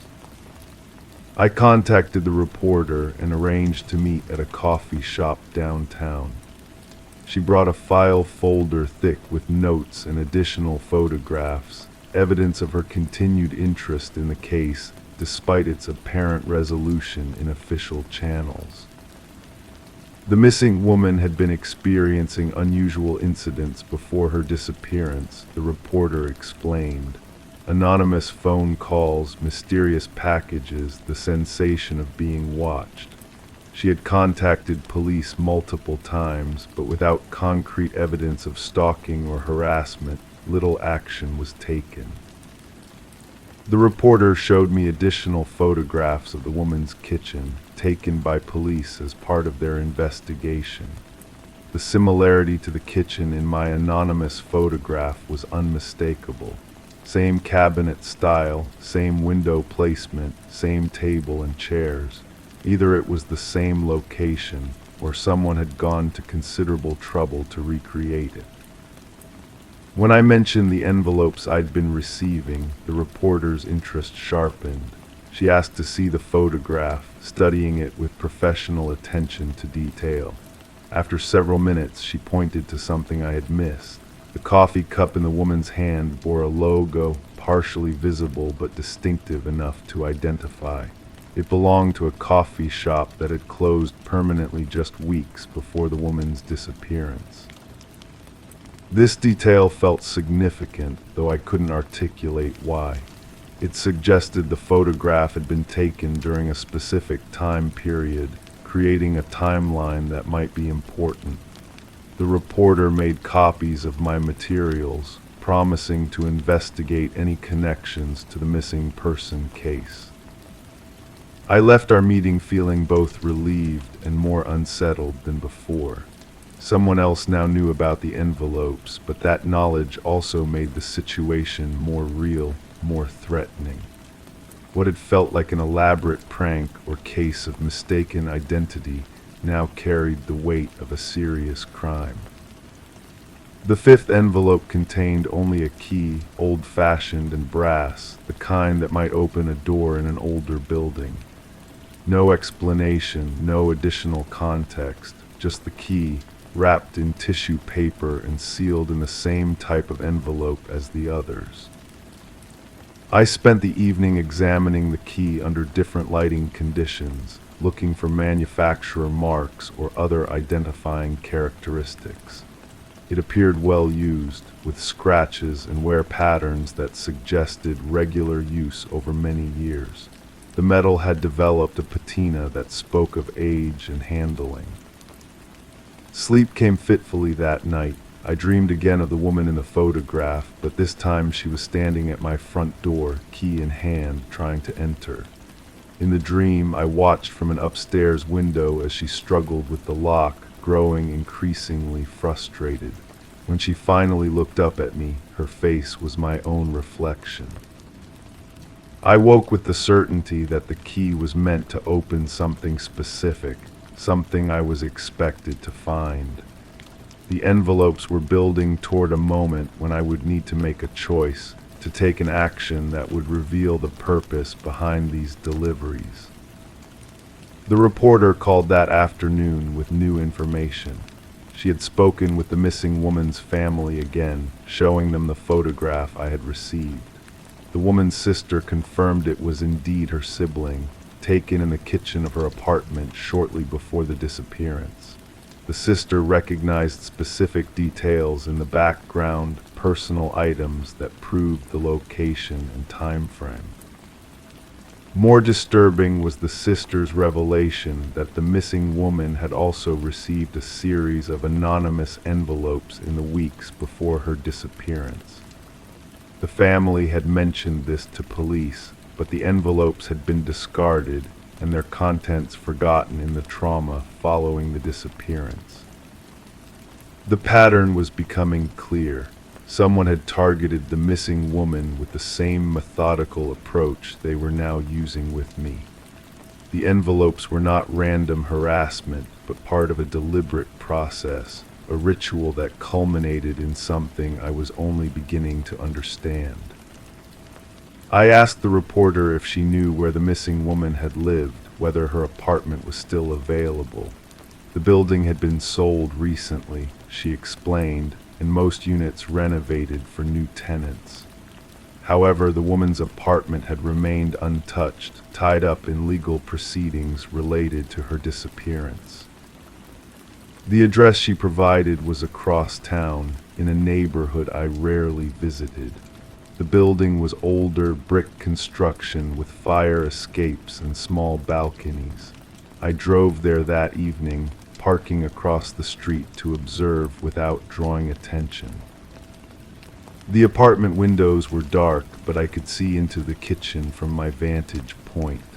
The layout matched the photograph exactly, confirming what the sister had told the reporter.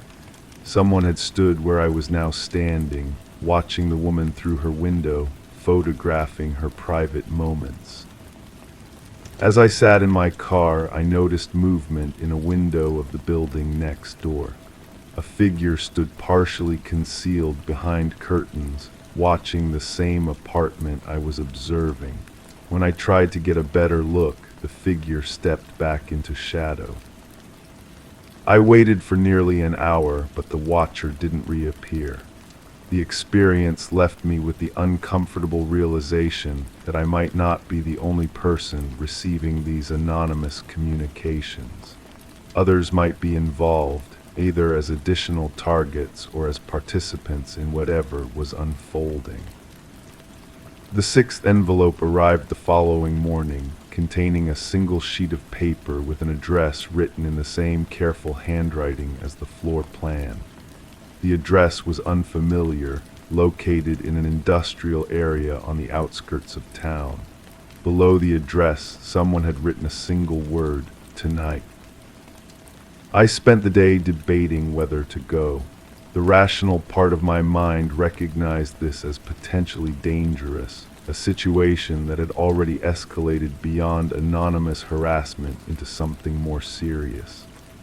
But another part of me, the part that had been gathering these envelopes and trying to understand their purpose, felt compelled to see the process through to its conclusion.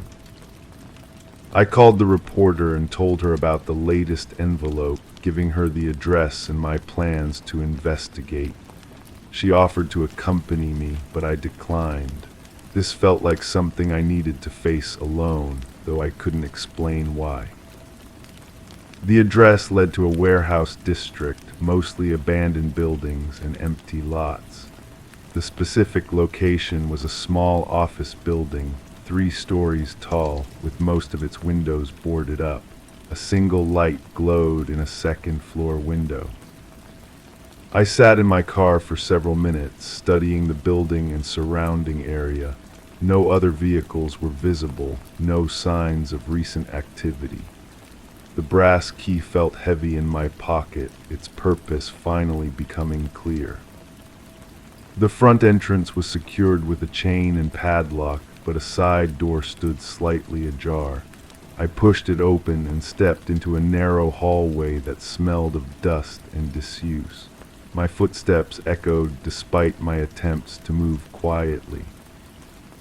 The stairs to the second floor creaked under my weight, each step announcing my presence to anyone who might be listening.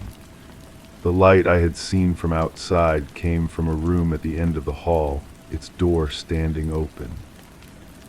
Inside, I found a small office furnished with a desk, 2 chairs, and several filing cabinets. The walls were covered with photographs, dozens of them, showing various people in what appeared to be private moments. Some were taken through windows, others from concealed positions. All shared the same voyeuristic quality as the photograph I had received. The missing woman's picture was there, along with several others I didn't recognize. In the center of the wall, a space had been left empty, as if waiting for a new addition. On the desk lay a camera with a telephoto lens, the same equipment mentioned on the hardware store receipt. Beside it, a notebook filled with addresses, schedules, and personal details about the people in the photographs. My own name appeared on the final page, along with my address and a detailed timeline of my daily routines. I heard footsteps in the hallway behind me and turned to see a figure standing in the doorway. Average height, unremarkable clothing, the kind of person my neighbor had described. In the dim light, their features remained indistinct, neither clearly male nor female. They didn't speak, only gestured toward the chair across from the desk. I remained standing, my hand instinctively moving toward my phone. The figure shook their head slowly, a gesture that seemed more sad than threatening. When they finally spoke, their voice was soft, almost apologetic. They explained that they had been watching me, studying my routines, learning about my life. Not out of malice, they claimed, but from necessity. They needed to understand who I was before they could trust me with what they knew. The missing woman, they explained, had not simply disappeared. She had discovered something, uncovered a truth that certain people wanted to keep hidden.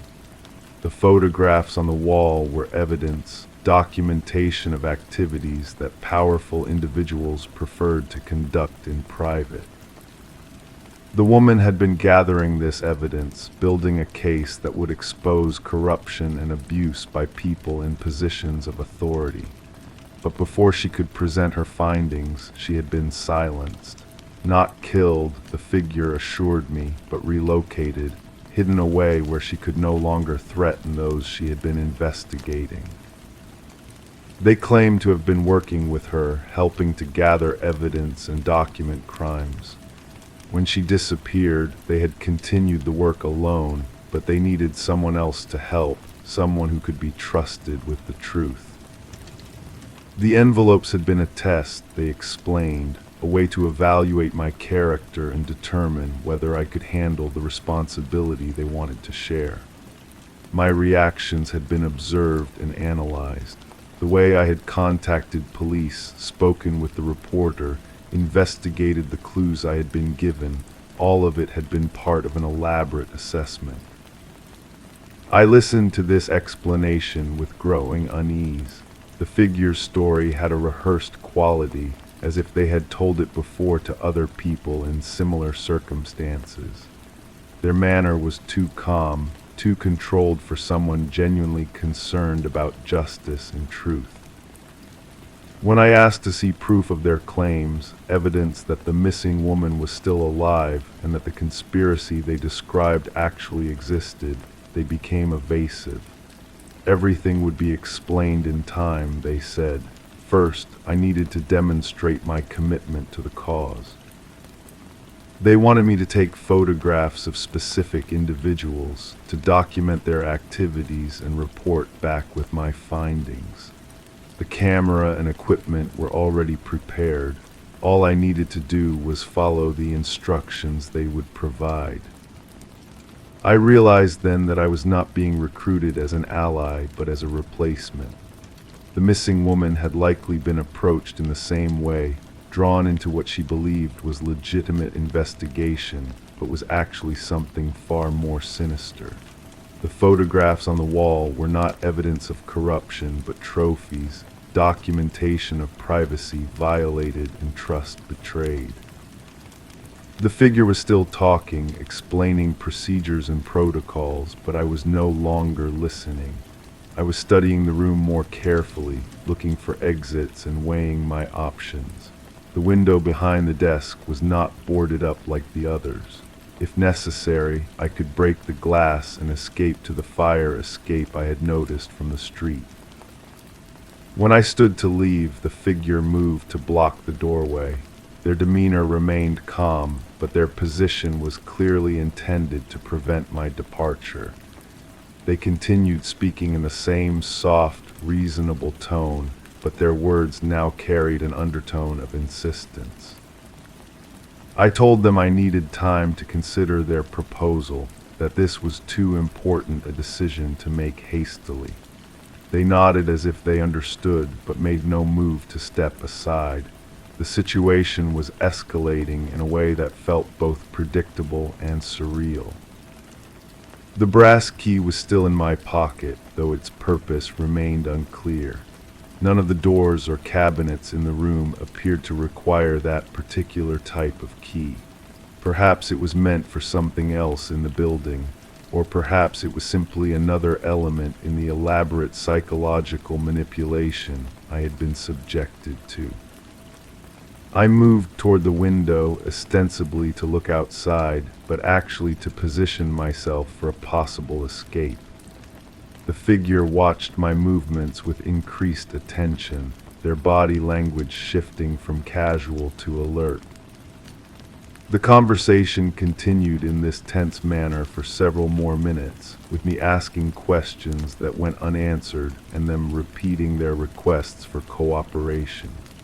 Eventually, I realized that no amount of discussion would resolve the situation. I was going to have to make a choice between compliance and confrontation.